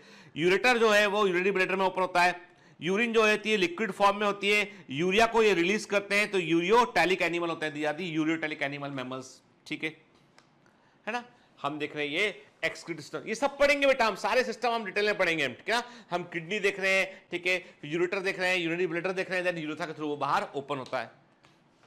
फिर रिप्रोडक्टिव सिस्टम की बात करते हैं, मेल और फीमेल अलग अलग होते हैं, डायोसिस एनिमल होते हैं, सेपरेट मेल होगा, सेपरेट फीमेल होगी। ठीक है, जनरली सेक्सुअल डाइमॉर्फिज्म, जनरली हम मेल और फीमेल को अलग अलग आइडेंटिफाई कर पाते हैं। टेस्टिस जो होते हैं वो स्क्रोटम में होते हैं, एंड टेस्टिकल्स बॉडी से बाहर उभरे हुए एक हिस्से में होते हैं, एक पाउच में होते हैं, जिसे स्क्रोटम कहते हैं, क्योंकि स्पर्मेटोजेनेसिस जो है नॉर्मल बॉडी टेम्परेचर पर नहीं हो पाती है, उसको स्पर्म को बनाने के लिए 2 से 2.5 डिग्री सेल्सियस के टेम्परेचर कम रखना होता है। तो हम क्या बोलते हैं, हम बोलते हैं स्पर्म के डेवलपमेंट के लिए जो है वो स्क्रोटम के अंदर टेस्टिस पाए जाते हैं। ठीक है, आपको बताना है वे कौन से एनिमल हैं जिनमें कि आपको एब्डोमिनल स्क्रोटम देखने मिलता है। ठीक है, ये मत बोलना कि बताया नहीं, मैंने पहले पढ़ा चुका हूं। एब्डोमिनल स्क्रोटम आपको कहां देखने मिलता है बताइएगा आप क्या? तो अभी मैंने क्या कहा कि टेस्टिस जो है स्क्रोटम के अंदर पाए जाते हैं। एब्डोमिनल टेस्टिस बोलेंगे, abdominal testis not scrotum, abdominal testis कहां देखने मिलता है? ठीक है, मेल में कॉपुलेटरी ऑर्गन होता है, इसे पेनिस कहते हैं। फीमेल में क्लाइटरस होता है जो कि पेनिस का होमोलोगस ऑर्गन होता है। गोनोडक्ट जो होती है, गोनोडक्ट जो है वो बाहर की तरफ ओपन होती है। इंटरनल फर्टिलाइजेशन होता है, मोस्टली बीवीपरस होते हैं, केवल जो प्रीमिटिव मैमल्स हैं वो ओविपरस होते हैं, वो अंडे देते हैं, बाकी अदरवाइज सारे मैमल्स बीवीपरस होते हैं। डायरेक्ट डेवलपमेंट होता है, कोई लार्वा अवस्था देखने नहीं मिलती है, और ये अपने बच्चों की बहुत सुरक्षा करते हैं, पेरेंटल केयर में देखने मिलती है। ठीक है, एग जो होते हैं वो स्मॉल साइज के होते हैं, माइक्रोलेस्थल एग होते हैं, जिनमें मतलब स्मॉल साइज के एग होते हैं, इनमें एग योग काफी कम मात्रा में होता है और वो बराबर इक्वली डिस्ट्रीब्यूटेड होता है, होमोलेस्थल होते हैं, और इनमें कवच या शेल नहीं होता है। इंपॉर्टेंट पॉइंट है, क्योंकि इनमें इंटरनल फर्टिलाइजेशन होता है और बच्चों का विकास भी जो है वो कहां होता है, यूट्रस में होता है, यूट्रस में डेवलप विकास होता है, और सीधे बच्चों को जन्म देते हैं, इसलिए इनमें हमको शेल देखने नहीं मिलता है, एग शेल देखने नहीं मिलता है। फीटस होता है, डेवलपिंग जो होता है फीटस को नॉरिशमेंट प्लासेंटा के थ्रू मिलता है। एमनोटिक मेम्ब्रेन पाई जाती है, जिन्हें हम जो है हमने कहा ना एमनियन, कोरियन के एलेंटॉइस योग से ये हमको देखने मिलती है। प्लासेंटा जो है वो कोरियन और एलेंटॉइस से बनाता है, वेरी वेरी इंपॉर्टेंट। ठीक है, प्लासेंटा कोरियन और एमनियन नाम की जो है वो एमनियोटिक मेम्ब्रेन की हेल्प से बना होता है। डेवलपमेंट कहां होता है बेटा? बच्चे का डेवलपमेंट जो है फीमेल के यूट्रस में होता है। यंग वंस को जन्म लेने के बाद में उनको मिल्क की रिक्वायरमेंट होती है, मेमोरी ग्लैंड से वो मिल्क रिसीव करते हैं और इसीलिए ग्रेट पेरेंटल केयर यानी बेहतर प्रकार से बच्चों की देखरेख यहां पे मैमल्स में उनको देखने मिलती है। देखिए आप, एक फीटस जो है वो थ्रू प्लासेंटा अम्बिलिकल कॉर्ड से जुड़ा हुआ है एंड अम्बिलिकल कॉर्ड प्लासेंटा और फीटस को कनेक्ट कर रही होती है, जो मदर और बेबी के बीच का कनेक्शन होता है और ये बच्चा इस प्रकार से जो है न्यूट्रिशन को अपनी मां से रिसीव करता है। ठीक है, ये बॉम्ब के अंदर का यूट्रस के अंदर का फोटोग्राफ है। बॉडी टेम्परेचर की बात करें तो ये होम्योथर्मस एनिमल होते हैं, मतलब बॉडी टेम्परेचर को मेंटेन रखते हैं, बॉडी टेम्परेचर इनका वेरी नहीं करता है और ये वार्म ब्लड वाले एनिमल होते हैं, एंडोथर्मिक जो होते हैं के जनरली 30 डिग्री सेल्सियस से ऊपर तापमान को मैनेज करते हैं, डिपेंड करता है कि 37 डिग्री सेल्सियस से ह्यूमन बींग्स का टेम्परेचर के, तो ये हर एनिमल के लिए सेम नहीं होता, ये मैमल्स में वेरी कर सकता है। ठीक है, हाई मेटाबॉलिक रेट देखने मिलता है। मैंने कहा ना बेटा, डायफ्राम यूनिक स्ट्रक्चर होता है जो मैमल्स के अंदर देखने मिलता है। डायफ्राम क्या होता है? एक मस्कुलर पार्टीशन होता है, एक मांसपेशी से बना पार्टीशन होता है जो एब्डोमेन के को जो है वो थोरेसिक कैविटी को और एब्डोमेन कैविटी को सेपरेट करता है। ये थोरेसिक कैविटी को जहां पर की लंग्स होते हैं, हार्ट्स होते हैं, उसको ये एब्डोमेन से सेपरेट करता है। जो एब्डोमेन थोरेसिक कैविटीज में हार्ट्स होते हैं, लंग्स होते हैं, उसे वो एब्डोमेनल कैविटी से सेपरेट करता है। तो diaphragm is the muscular partition जो एब्डोमिनल कैविटी, एब्डोमेन के उदर और जो है थोरैक्स के बीच में होता है और ये बेसिकली क्या करता है? ये एक प्रकार से ये जो है जो थोरेसिक कैविटी को एब्डोमिनल कैविटी से सेपरेट करता है और ये रेस्पिरेशन में बड़ा इंपॉर्टेंट रोल प्ले करता है। It is unique in mammals and increase the efficiency of breathing के, ये ब्रीथिंग के दौरान बड़ा काम करता है कि इंपॉर्टेंट हिस्सा होता है। देखिए जो आप देख रहे हैं ये है डायफ्राम, ये डायफ्राम है। जब आपको सांस लेनी होती है, जब आपको सांस लेनी होती है तो आपको लंग्स का वॉल्यूम बढ़ाना पड़ता है। लंग्स का वॉल्यूम बढ़ेगा तो एयर प्रेशर कम होगा, एयर प्रेशर कम होगा तो बाहर से हवा अंदर आएगी। तो क्या होता है? डायफ्राम जो होता है वो नीचे के वो बेसिकली क्या होता है? नॉर्मल कंडीशन में डॉम शेप का होता है। नॉर्मल कंडीशन में डायफ्राम ऐसा होता है, डॉम शेप कट के। जब सांस लेनी होती है तो डायफ्राम ऐसा जाता है। ठीक है, तो आप देख रहे हैं नीचे की तरफ चला गया, नीचे तरफ चला गया, मतलब ओवरऑल वॉल्यूम बढ़ा दिया इसने थोरेसिक कैविटी का। थोरेसिक कैविटी का वॉल्यूम बढ़ा तो लंग्स खींचेंगे तो लंग्स का वॉल्यूम बढ़ जाएगा तो एयर प्रेशर ड्रॉप करेगा। तो डायफ्राम बड़ा इंपॉर्टेंट रोल प्ले करता है ब्रीथिंग के लिए। ठीक है ना, देखिए ध्यान से इमेज को ध्यान से देखिए। देखो बेटा मैं सब पढ़ाऊंगा, जो 11th क्लास के स्टूडेंट है वो चिंता बिल्कुल नहीं करें, मैं सब पढ़ाऊंगा बेटा। और एक बात अभी मैं आपको बिल्कुल बेसिक कॉन्सेप्ट बता रहा हूं कि क्या मैमल्स में यूनिक है।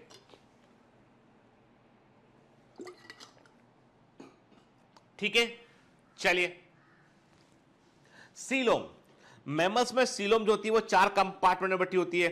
वो सीलोमिक कैविटी जो हार्ट के चारों तरफ होती है उसे पेरिकार्डियल कैविटी कहते हैं। ये भी इंपॉर्टेंट है, एनसीईआरटी में मेंशन है, बॉडी फ्लूइड एंड सर्कुलेशन वाले चैप्टर के अंदर पता होना चाहिए हमको के। फिर जो कैविटी लंग्स के आसपास है उसे प्लूरल कैविटी कहते हैं, ये भी एनसीईआरटी में रखा है breathing and action of gases chapter के अंदर। ठीक है, जो कैविटी एब्डोमेन में होती है उसे एब्डोमिनल कैविटी कहते हैं, जहां पे आपके लिवर, पैंक्रियाज, इंटेस्टाइन सब पाए जाते हैं। तो मैमल्स के अंदर सीलोम 4 कंपार्टमेंट में बटी होती है। वो कैविटी का हिस्सा जो हार्ट के चारों तरफ कवर करता है वो पेरिकार्डियल कैविटी है, जो लंग्स की तरफ है वो लेफ्ट और राइट प्लूरल कैविटी है, और जो एब्डोमिनल कैविटी जहां पर बाकी ऑर्गन पाए जाते हैं। ठीक है ना, अब क्वेश्चन आता है एग्जाम में, what are the advancement over reptiles and other animal के, यानी क्या यूनिक है मैमल्स में, क्या एडवांसमेंट है, क्या यूनिक फीचर है मैमल्स के अंदर। हम कहते हैं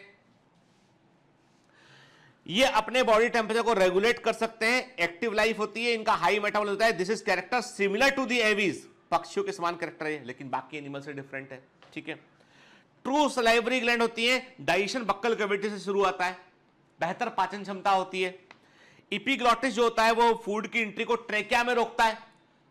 एक कॉमन पैसेज से ये सांस भी ले पाते हैं, खाना भी ले पाते हैं, लेकिन ट्रेकिया को प्रोटेक्ट करने के लिए इपिग्लॉटिस होता है, बाकी एनिमल में देखने नहीं मिलता है।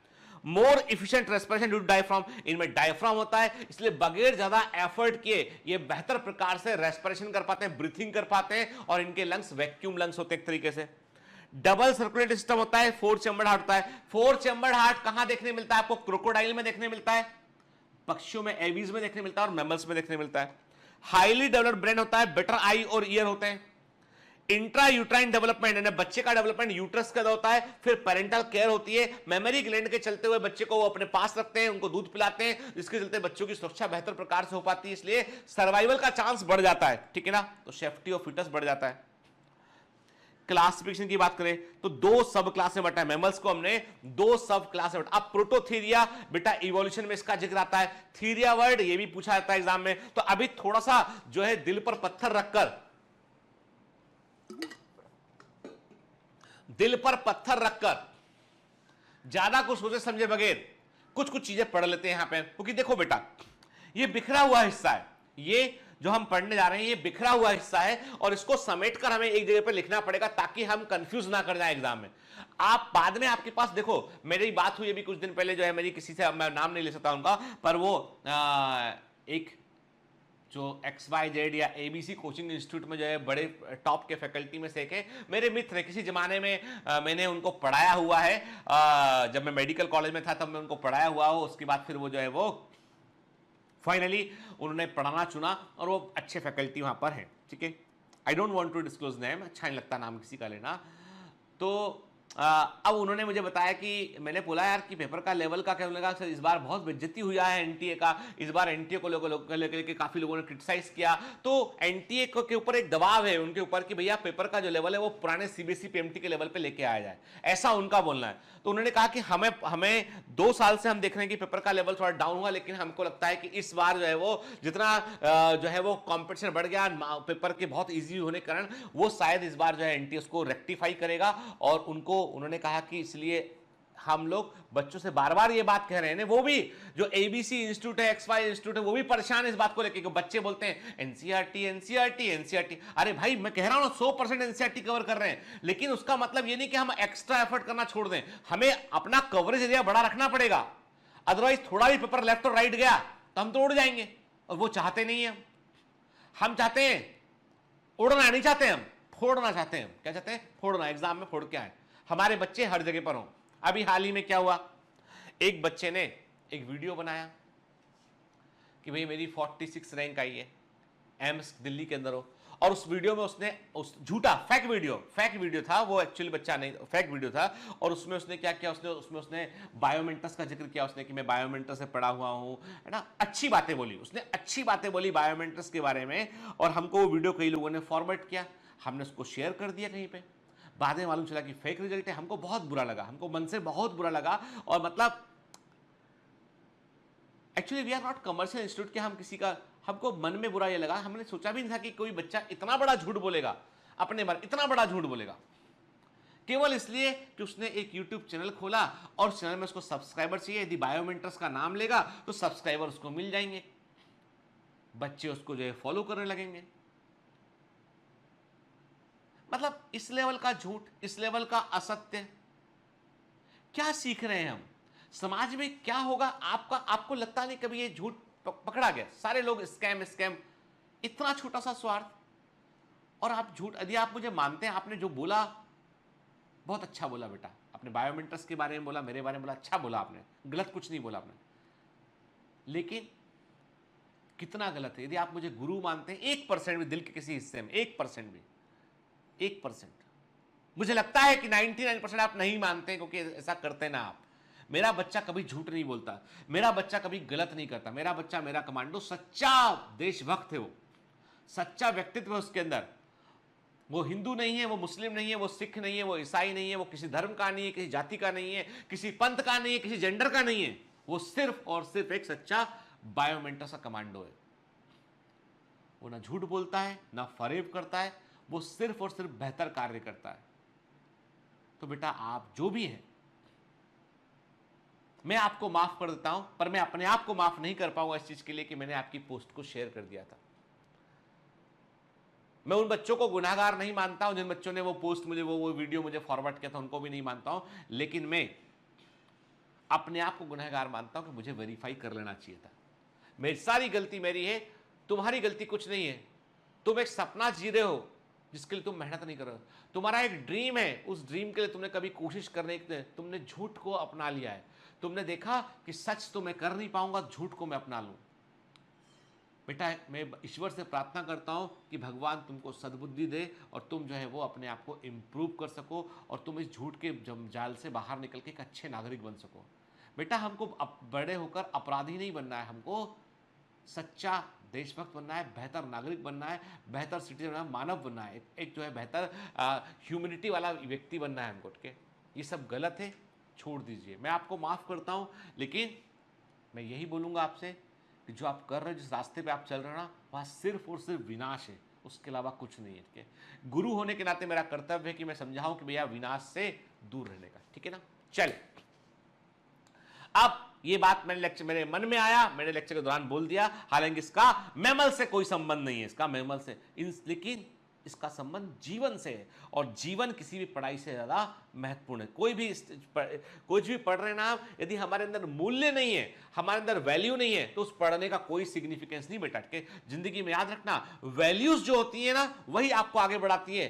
पढ़ने से हम एक डिग्री पा सकते हैं, पढ़ने से हम एक डिग्री पा सकते हैं, मूल्यवान नहीं बन सकते हैं। मूल्यवान बनने के लिए आपको अपने अंदर मूल्यों को जगाना पड़ेगा। ठीक है, वो बड़ा कठिन भी नहीं है, सिर्फ इतना है, सच बोलिए, ईमानदार रहिए, दूसरे के साथ छल मत कीजिए, छोटे स्वार्थ से बड़ा नुकसान मत कीजिए अपना। ठीक है, चलिए क्लासिफिकेशन की बात करते हैं। तो थोड़ा सा दिल पर पत्थर रख कर पढ़ लेना भाई। क्या पढ़ लेना?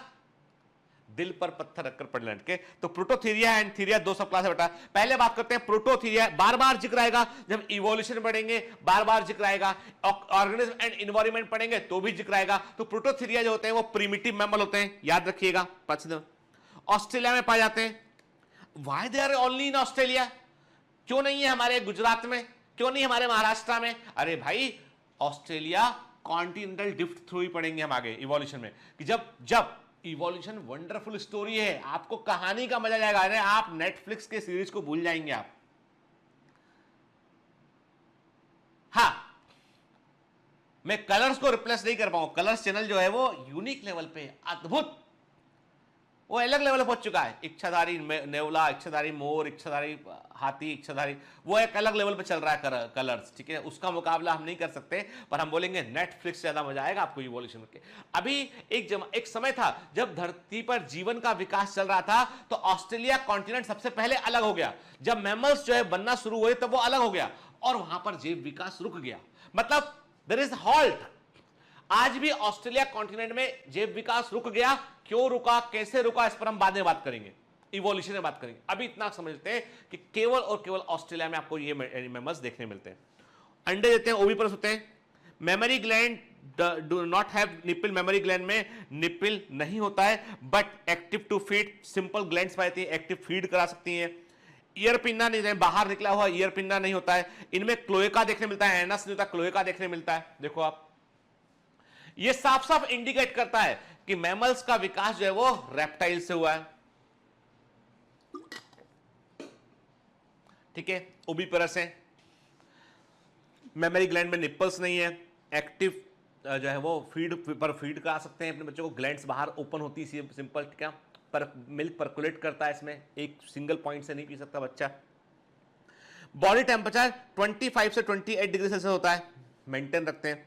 यूट्रस और वेजाइना नहीं पाए जाते हैं। एब्डोमिनल टेस्टिस एब्डोमेन के अंदर होते हैं, मैंने कहा था टेस्टिस एब्डोमेन के अंदर होते हैं। यूट्रस और वेजाइना जो है वो नहीं पाए जाते हैं, इसलिए यूट्रस नहीं है, इसलिए क्या होता है, अंडे देते हैं बेटा ये। ठीक है, ये रेप्टाइल्स और मैमल्स के बीच के कनेक्टिंग लिंक होते हैं।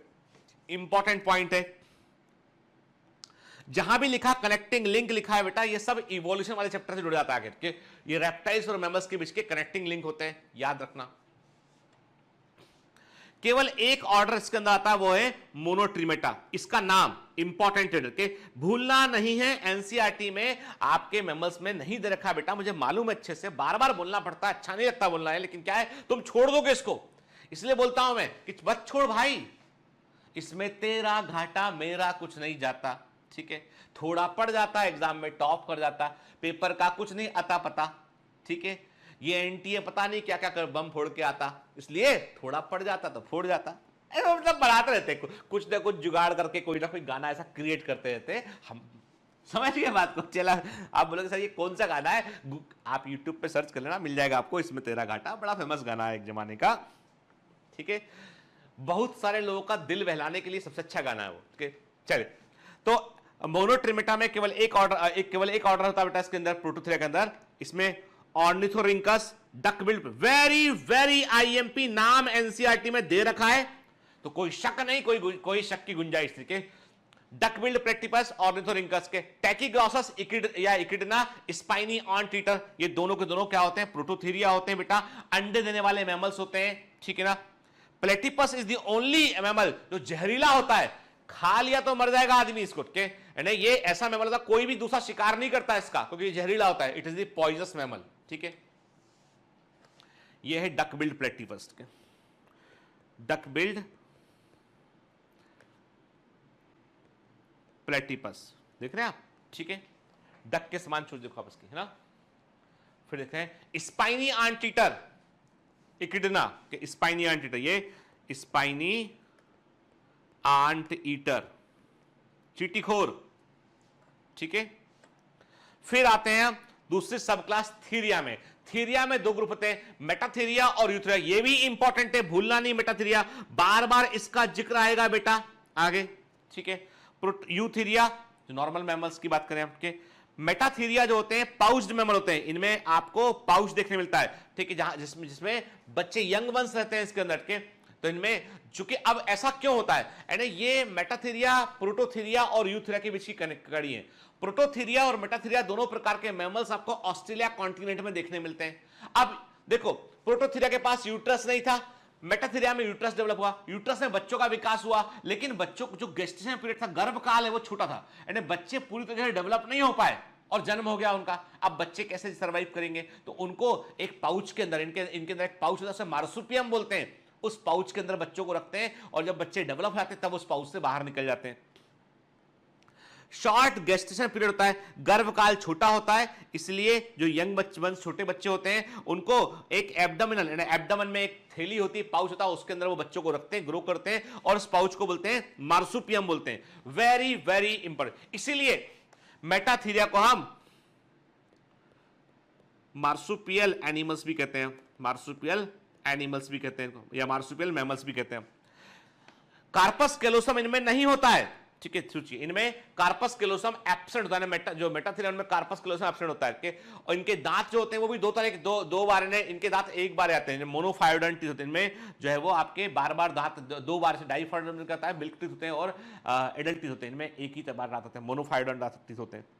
केवल एक ऑर्डर इसमें आता है, वो है मार्सुपिलिया, जिनमें मार्सुपियम होती है। इसमें कंगारू, मैक्रोपस, नाम इंपॉर्टेंट है बेटा, एनसीईआरटी में दे रखा है, मैक्रोपस कंगारू इसके अंदर आता है, और जो ओपोसम होता है उसका नाम होता है डाइडल्फिस के, ओपोसम जो है वो डाइडल्फिस के। याद रखना, कंगारू कैसे मूव करता है? कंगारू ऐसे मूव करता है ना, ठीक है। कंगारू रेस किया है, स्कूल में किया या नहीं किया? कंगारू रेस किया ना, इसे बोलते हैं साल्टेटोरियल मूवमेंट, इसे बोलते हैं, हम बोलते हैं साल्टेटोरियल मूवमेंट, लोकोमोशन। कंगारू का जो लोकोमोशन है साल्टेटोरियल कहलाता है। ये एक कॉमन क्वेश्चन है, याद रखिएगा, ठीक है। हाँ, बस देख लिया, कंगारू बन के कूदने की जरूरत नहीं है, समझ गए ना, बता दिया कि साल्टेटोरियल मूवमेंट है, वो हो गया, ठीक है। ये कंगारू, ठीक है, साल्टेटोरियल मूवमेंट। और इसमें जो कंगारू की जो टेल होती है ना, इसकी बॉडी बैलेंसिंग में बड़ा इंपॉर्टेंट रोल प्ले करती है। ये हम देख रहे हैं अपोसम, ये है अपोसम, ठीक है। फिर इंफ्रा क्लास यूथेरिया की बात कर रहे हैं।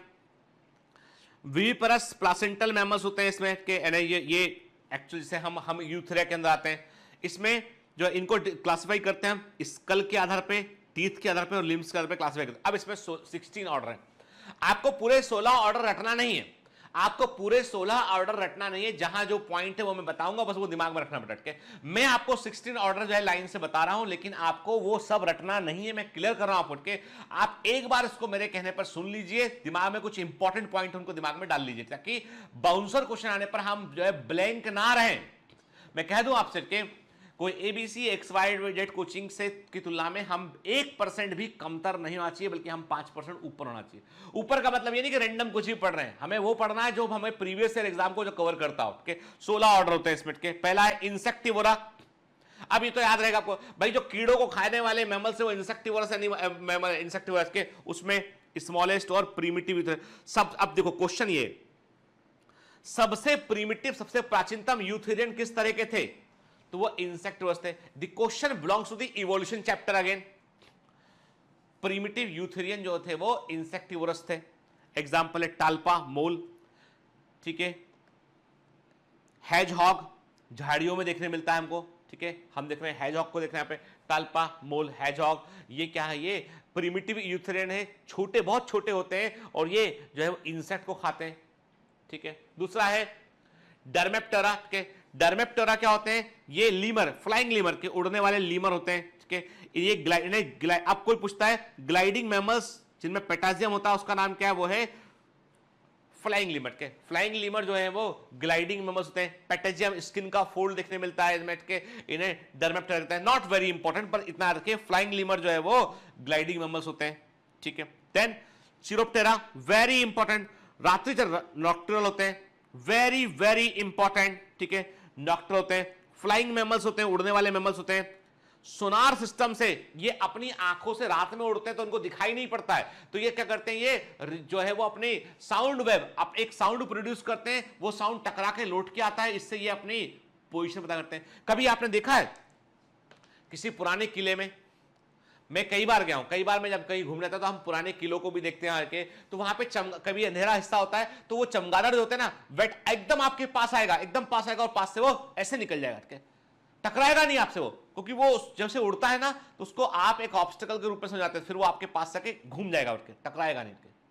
कोई दूसरा एनिमल होगा ना तो इतनी तेज स्पीड से आएगा और टकरा जाएगा हमसे वो, पर चमगादड़ टकराए बगैर, टकराए बगैर पास से निकल जाते हो, क्योंकि वो साउंड को फील कर लेते हैं कि ये ऑब्स्टिकल है, छोड़ के आगे निकल के। तो ये सोनार सिस्टम का यूज करते हैं, इसे इको लोकेशन बोलते हैं। आवाज से जगह का पता लगाना, के इन्हें चमगादड़ या बैट कहते हैं। टेरोपस, फ्लाइंग फॉक्स, एनसीईआरटी में रखा है, इंपॉर्टेंट है बेटा। राइनोलोफोकस, हॉर्स शू बैट होता है। डेस्मोडस, वैम्पायर, बहुत सारे सीरियल बनते हैं नेटफ्लिक्स में वैम्पायर के ऊपर। वैम्पायर बैट जो होते हैं, खून पीने वाले बैट जो होते हैं, वो डेस्मोडस होते हैं के। तो टेरोपस, फ्लाइंग फॉक्स, ठीक है। राइनोलोफस हॉर्स शू बैट कहलाता है। डेस्मोडस वैम्पायर बैट होते हैं, और जो उसका स्किन फोल्ड इसमें पेटाजियम हमको देखने मिलता है जो कि उड़ने में हेल्प करता है, ठीक है। फिर इडेंटिटा, टीथ नहीं पाए जाते हैं इसमें, ठीक है। इसमें आता है जाइंट आंट ईटर, मिर्मेकोफेगा, ब्रेडीपस स्लॉथ होता है, डेसिपस आर्मेडिलो होता है। केवल नाम याद रखिएगा, बाकी बहुत इंपॉर्टेंट नहीं है, it is not very important. क्या पर हमको 16 ऑर्डर में एक है, हमने लिखा कि इडेंटिटा, टीथ नहीं होते हैं किसमें, तो इसका मतलब ऐसे कौन से मैमल्स हैं जिनमें दांत देखने नहीं मिलते हैं, क्योंकि देखिए मैमल्स में टीथ मिलते हैं, अपर जॉ लोअर जॉ दोनों में होते हैं, ये पढ़ा हमने कैरेक्टरिस्टिक में। ऐसे कौन से जो है वो मैमल्स इनमें दांत नहीं होते, तो हम बोलेंगे आर्मेडिलो, जाइंट आंट ईटर और स्लॉथ में आपको दांत देखने नहीं मिलते हैं। फिर फॉलिडोटा, बॉडी में हॉर्नी स्केल होते हैं, जो हॉर्नी स्केल मतलब रेप्टाइल्स के समान फीचर के, और ये भी टीथलेस होते हैं। ऐसे कौन से मैमल्स हैं जिनमें रेप्टाइल्स के समान आपको स्केल्स देखने मिलते हैं पूरी बॉडी में? आंसर इसका है पेंगोलिन, स्केली आंट ईटर।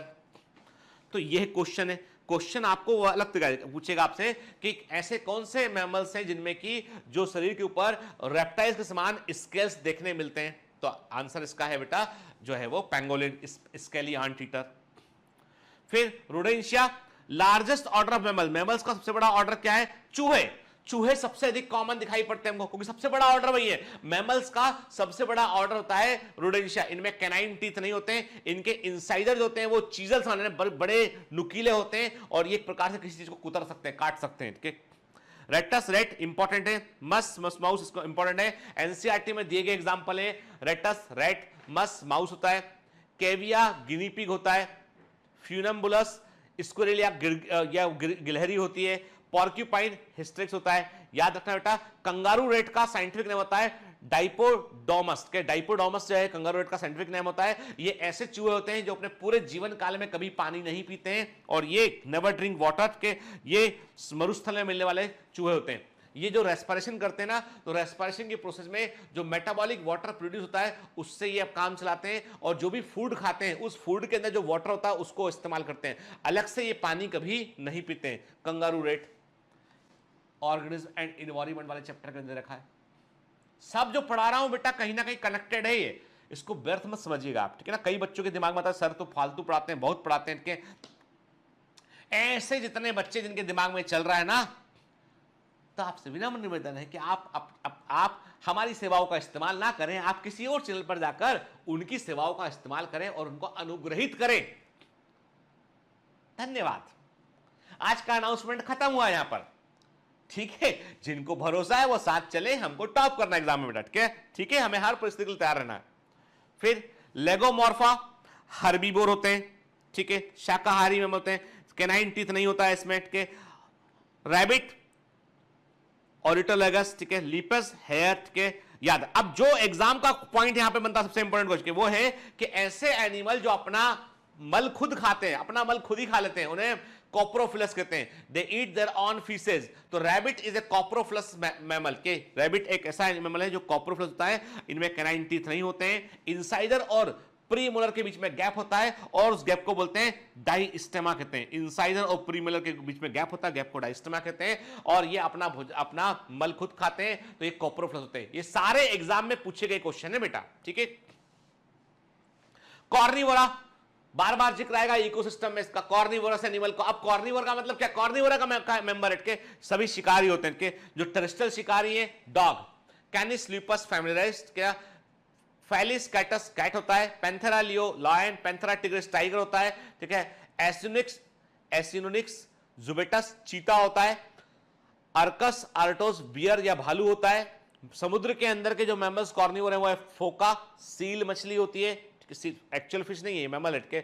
जोलोफस सी लॉयन कहलाता है, समुद्री शेर कहलाता है। और ओडोविनस जो है वो वॉलरस, कि ये सब जो है वो समुद्री शिकारी है, ठीक है। सिटेशिया इंपॉर्टेंट है, नाम याद रखना है ऑर्डर का। एक्वाटिक मैमल्स होते हैं, लंग्स के थ्रू सांस लेते हैं, गिल्स नहीं होता, लंग्स होता है इनमें, क्या। ब्लबर, क्यों लोग व्हेल का शिकार करते हैं? ब्लू व्हेल का शिकार लोग क्यों करते हैं? क्योंकि उसमें जो है बड़ी मात्रा में फैट होता है और वो फैट उसके ब्लबर के अंदर होता है। जो सबकुटेनियस स्किन के नीचे का जो फैट होता है उसे ब्लबर कहते हैं, सबकुटेनियस फैट कहते हैं। और ये हीट को प्रिजर्व करने में रोल प्ले करता है, ठीक है। फोर लिम जो होते हैं वो फ्लिपर में तैरने में हेल्प करते हैं, जो फोर लिम होते हैं फ्लिपर में कन्वर्ट होते हैं। जो ब्लू व्हेल होती है उसमें बाहर के कान, एक्सटर्नल ईयर उसमें नहीं होते हैं। टेस्टिस एब्डोमेन के अंदर होते हैं, एब्डोमेन याद रखिएगा, मैंने पूछा था आपसे, एब्डोमिनल टेस्टिस आपको देखने मिलते हैं। एग्जाम्पल इसका है डेल्फिमस के, कॉमन डॉल्फिन, डॉल्फिन सिटेशिया का मेंबर है। और Balaenoptera musculus blue whale largest animal है अर्थ पर के, जो कि सिटेशिया का मेंबर है। तो व्हेल जो होती है, ब्लू व्हेल जो होती है और डॉल्फिन जो होती है वो सिटेशिया में आती है। ये ऑर्डर का नाम एग्जाम में पूछा गया, याद रखिएगा, ठीक है ना, ठीक है। जब मैं बोलता हूं एग्जाम में पूछा गया तो मैं लास्ट 10 इयर्स के एग्जाम को दिमाग में रखते हुए चलता हूं, और मुझे मालूम है कि एग्जामिनर जब पेपर बनाता है तो पिछले सालों के इन्हीं पेपर्स को वो देखता है। इसलिए हमको बिल्कुल ये मत सोचना आप कि 1-2 साल में क्या, आप सोचिएगा कि पिछले 5-10 साल में जो पैटर्न है उसको हमें फॉलो करना है और अपने आप को तैयार रखना है उसके अकॉर्डिंग, ताकि कुछ भी ऊपर नीचे होता था हम एग्जाम में अच्छा परफॉर्म करके आए। देखिए आपको डॉल्फिन स्क्रीन पर दिखाई पड़ रहा है, देन ब्लू व्हेल को देख रहे हैं, ब्लू व्हेल। फिर साइरेनिया नॉट वेरी इंपॉर्टेंट, आपको याद रखना है। सी काउ रशिया में देखने मिलती है के, और वहां पे देखने मिलती है। और जो हार्बीवोर होते हैं ये एक्वाटिक एनिमल होते हैं के, और जो है sea cow extinct animal, one of the near to extinct animal में से एक है, बल्कि कुछ ऐसी वेराइटी है इसके जो कि एक्सटिंक्ट भी हो चुकी हैं, बाद में बात करेंगे उसके ऊपर बायोडाइवर्सिटी में। अभी मैनेटस जो होता है उसमें 6 सर्वाइकल, देखो सभी मैमल्स में 7 सर्वाइकल वर्टिब्रेट होते हैं, पर एक एक्सेप्शन है, वो है मैनेटस, जो कि साइरेनिया ऑर्डर में आता है, जिसमें 6 सर्वाइकल वर्टिब्रेट होती है। तो नॉट वेरी इंपॉर्टेंट, पर याद रखिएगा कि मैनेटस में 6 सर्वाइकल वर्टिब्रेट होती है, ठीक है। फिर ट्यूबुल डेंटिटा, मतलब इसका जो माउथ है वो ट्यूबुलर माउथ होता है, माउथ ट्यूब के समान होता है। ये आते हैं कैप आर्ट-ईटर और आर्डवाक इसके अंदर आते हैं, क्या। केवल बस नाम एक बार सुन लीजिए कि जो है ऑरिनेप्टेरस के, ऑरिनेप्टेरस कैप आर्ट-ईटर आर्डवार्क कहलाता है, जो कि ट्यूब के समान माउथ होता है, चींटी खाता है ये भी, ठीक है ना। फिर प्रोबोसिडिया के लार्जेस्ट लैंड एनिमल, जमीन पर मिलने वाले सबसे बड़े लैंड एनिमल जिस ऑर्डर में आते हैं उसका नाम है प्रोबोसिड। आपको कैसे याद रखना है? जो हाथी की सूंड होती है उसे प्रोबोसिस कहते हैं। कोई भी सूंड के समान स्ट्रक्चर को प्रोबोसिस कहते हैं। याद है प्रोबोसिस ग्लैंड किस फाइलम के अंदर था? चलो यही बता दो, प्रोबोसिस ग्लैंड किस फाइलम में था बता दीजिए। क्या फंक्शन था प्रोबोसिस ग्लैंड का, ये बता दीजिए। प्रोबोसिस ग्लैंड सूंड के समान किस फाइलम में था बेटा? एक हिस्सा होता है बॉडी का प्रोबोसिस, पढ़ा है पहले हमने एक फाइलम, प्रोबोसिस ग्लैंड, क्या फंक्शन प्रोबोसिस ग्लैंड का, चलो बताओ, ठीक है। अभी प्रोबोसिस का बताता है सूंड, ठीक है। तो लार्जेस्ट एंड एनिमल जो है वो लैंड एनिमल होते हैं कि नोज एंड अपर लिप जो होते हैं वो एक लंबी सूंड बनाते हैं, इसे प्रोबोसिस कहते हैं। कि हाथी की सूंड जो होती है वो उसके ऊपरी होंठ और नाक से मिलकर बनी होती है, ठीक है। दो अपर इंसाइजर जो है बाहर, ये जो दो अपर इंसाइजर बाहर निकले होते हैं जिनको हम एलिफेंट टस्क बोलते हैं। अफ्रीकन एलिफेंट का साइंटिफिक नेम क्या होता है, लॉक्सोडोंटा होता है। और इंडियन या एशियाटिक एलिफेंट का होता है एलिफस मैक्सिमस होता है, ठीक है। जो आइवरी होती है वो हाथी दांत होता है। एक्चुअली आइवरी हाथी को बड़े संख्या में हम लोगों ने, हमारे पहले के जो लोगों ने, अब तो एलिफेंट का शिकार करना गैर कानूनी है, पहले लोगों ने बहुत हाथियों को मारा है। केवल हाथी ने आज भी जो है जो लोग काजीरंगा में रहते हैं या जहां पर जो आसाम में जो लोग रहते हैं, जो नेशनल पार्क हैं, वो अच्छे जानते हैं कि वहां पे जो है वो बड़ी संख्या में फॉरेस्ट डिपार्टमेंट के जो फॉरेस्ट ऑफिसर होते हैं, उनका काम ये होता है जंगल के जानवरों की सुरक्षा करना, क्योंकि लोग जंगली शिकारी आते हैं, वो इनको मार देते हैं केवल दांत के पीछे, ठीक है। बीच में एक वीडियो वायरल हुआ था, किसी ने एक छोटे से हाथी के मुंह में उन्होंने बम दे दिया, कुछ खिला दिया उसको, खिलाने उसमें बम था उसके अंदर, और वो बम विस्फोट किया, वो एलिफेंट का जो है पूरा मुंह उड़ गया, ठीक है। बड़ा बेकार वीडियो था वो, बड़ा गंदा एक्ट किया जिसने भी किया था, उसका काफी लोगों ने निंदा किया। हमको एनिमल्स के प्रति सहानुभूति रखना चाहिए और हमको इस तरह की एक्टिविटी नहीं करना चाहिए, ठीक है। चलिए, तो अभी हमने क्या हमने देखा यहाँ पे कि लॉक्सोडोंटा अफ्रीकन एलिफेंट है और एलिफस मैक्सिमस क्या होता है, वो इंडियन या एशियाटिक एलिफेंट है, ठीक है। फिर हायरेसोइडिया अफ्रीकन कोनीज होते हैं, नॉट वेरी इंपॉर्टेंट, याद रखिए अफ्रीकन कोनीज मैमल्स के अंदर आते हैं, इतना बस दिमाग में रखना आपको, क्या, ठीक है।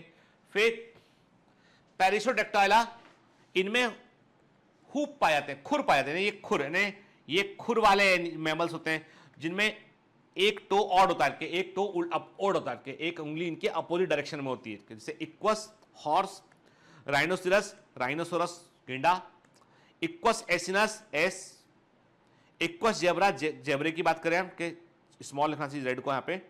एशियाटिक वाइल्ड लाइफ इक्वस हेमियोनस, याद रखिएगा कि गुजरात के अंदर गधों का अभ्यारण्य हम बोलते हैं जो है वो रन ऑफ कच्छ के अंदर जो है ये पाया जाता है, एशियाटिक वाइल्ड एस पाया जाता है, जहां पर जो है कि वो जो है वो जो एस सेंचुरी बनाया उन्होंने यहाँ पर के, तो रन ऑफ कच्छ का एक हिस्सा है, वहां पे आपको एशियाटिक वाइल्ड एस आपको देखने मिलता है। This is the question from the biodiversity portion, याद रखिएगा कि Asiatic wild ass Equus hemionus endangered species होती है, रन ऑफ कच्छ गुजरात में देखने मिलती है, ठीक है। देखिए आप, ये हुप, ठीक है, इनके हुप आपको खुर आपको देखने मिलते हैं यहाँ पे, ठीक है ना। देन आर्टियोडेक्टाइला, इनमें भी हुप होते हैं, लेकिन इनमें टो जो है वो इवन नंबर में, जो उसमें ऑड नंबर में टो होती है, इसमें 3, ठीक है, इसमें इवन नंबर में टो होती है, सेम डायरेक्शन होती है। 4 चैम्बर्ड स्टमक होता है, इनको हम बोबाइन एनिमल भी कहते हैं। मतलब ये क्या होते हैं, ये जो है वो बोबाइन एनिमल भी कहलाते हैं, ठीक है। और ये आर्टियोडेक्टाइला कहते हैं, जिसमें क्या होता है, हिप्पोपोटेमस जो होता है, it is known as the horse of the river, नदी का घोड़ा बोलते हैं इसको, हिप्पोपोटेमस को, ठीक है। फिर कैमल जो होता है, शिप ऑफ डेजर्ट, किसे रेगिस्तान का जहाज कहते हैं। फिर रेड डियर हुआ, जिराफ हुआ, वाइल्ड बोर हुआ, ये सब किस में आते हैं, ये आर्टियोडेक्टाइला में आते हैं, ठीक है ना। देखिए आप, हिप्पोपोटेमस हॉर्स ऑफ रिवर कहलाता है। देन प्राइमेट्स, सबसे इंपॉर्टेंट प्राइमेट क्या होते हैं, they are the most intelligent mammals के, इनमें अपोजिट थंब देखने मिलता है, ठीक है, अपोजिट थंब देखने मिलता है। इसमें आते हैं स्पाइडर मंकी, एटिलिस स्पाइडर मंकी में प्रीहेंसाइल टेल होती है, मतलब स्पाइडर मंकी में जो टेल होती है वो किसी चीज को पकड़ सकती है, प्रीहेंसाइल टेल होती है। मकाका मुलाटा जो है वो रिसस मंकी होते हैं, इंपॉर्टेंट के, मकाका मंकी। हाइलोबैट्स गिब्बन, स्मॉलेस्ट आदमी के समान दिखने वाले ऐप होते हैं, कपी होते हैं, स्मॉलेस्ट मैन लाइक ऐप के। पेपियो बेबून, प्रेसबाइटिस लंगूर, पैन चिंपैंजी, इंपॉर्टेंट है बेटा, याद रखना है हमको, ये प्राइमेट्स होते हैं, ठीक है। अब आते हैं एनसीईआरटी पे। एनसीईआरटी आपकी अब पूरी तरीके से जो है वो उसको निचोड़ चुके हैं, अभी हम कुछ बचे ही नहीं उसके अंदर के, हर चीज को इतने अच्छे लेवल पर समझ लिया हमने कि अब एनसीईआरटी हमको बिल्कुल बच्चों जैसे पॉइंट लगेंगे, एक भी पॉइंट आप नहीं भूलेंगे इसका। पहला point, class Mammalia, they are found in a variety of habitat, ये बड़े वैरायटी ऑफ हैबिटेट में देखने मिलते हैं, पोलर आइस कैप में, डेजर्ट में, माउंटेन में, फॉरेस्ट में, ग्रासलैंड में, डार्क केप में देखा था हमने पहले। Some of them adopted to fly and live in water, ये भी देखा हमने। The most unique mammalian characteristic is the presence of milk producing gland, mammary gland पाई जाती है जिससे वो यंग वन को नॉरिश करते हैं, ये भी देखा हमने। इनमें टू पेयर ऑफ लिम्ब होते हैं जो चलने के लिए, दौड़ने के लिए, कहीं चढ़ने के लिए ऊपर, गड्ढा खोदने के लिए, तैरने के लिए, उड़ने के लिए हेल्प करते हैं। स्किन मैमल्स की यूनिक होती है क्योंकि उनमें हेयर पाए जाते हैं। बाहर वाले एक्सटर्नल ईयर या पिन्ना, ईयर पिन्ना पाए जाते हैं। डिफरेंट टाइप के टीथ हमको जॉ में देखने मिलते हैं, याद है हेट्रोडॉन्ट टीथ की बात की। हार्ट 4 चैम्बर्ड होता है।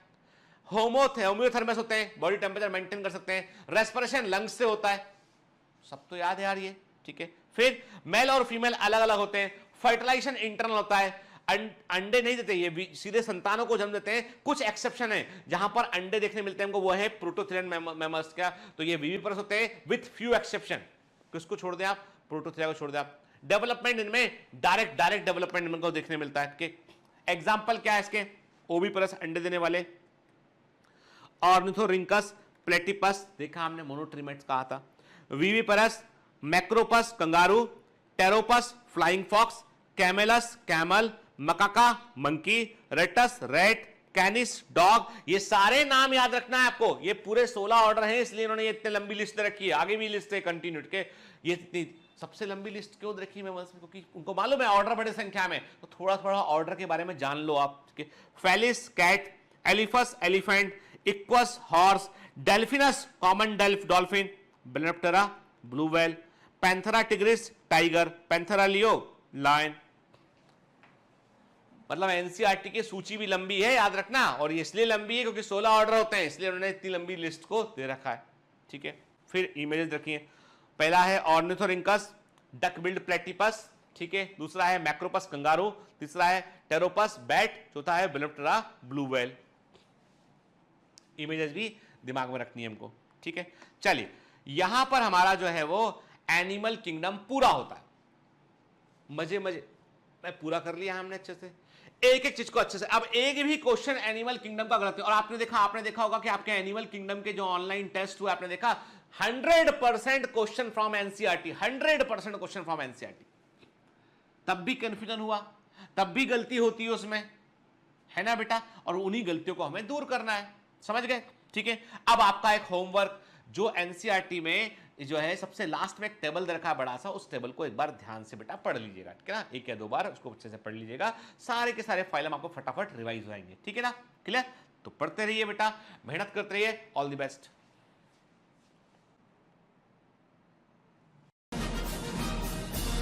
Hi. To become an official commando of Biomentors, join us at www.biomentors.online.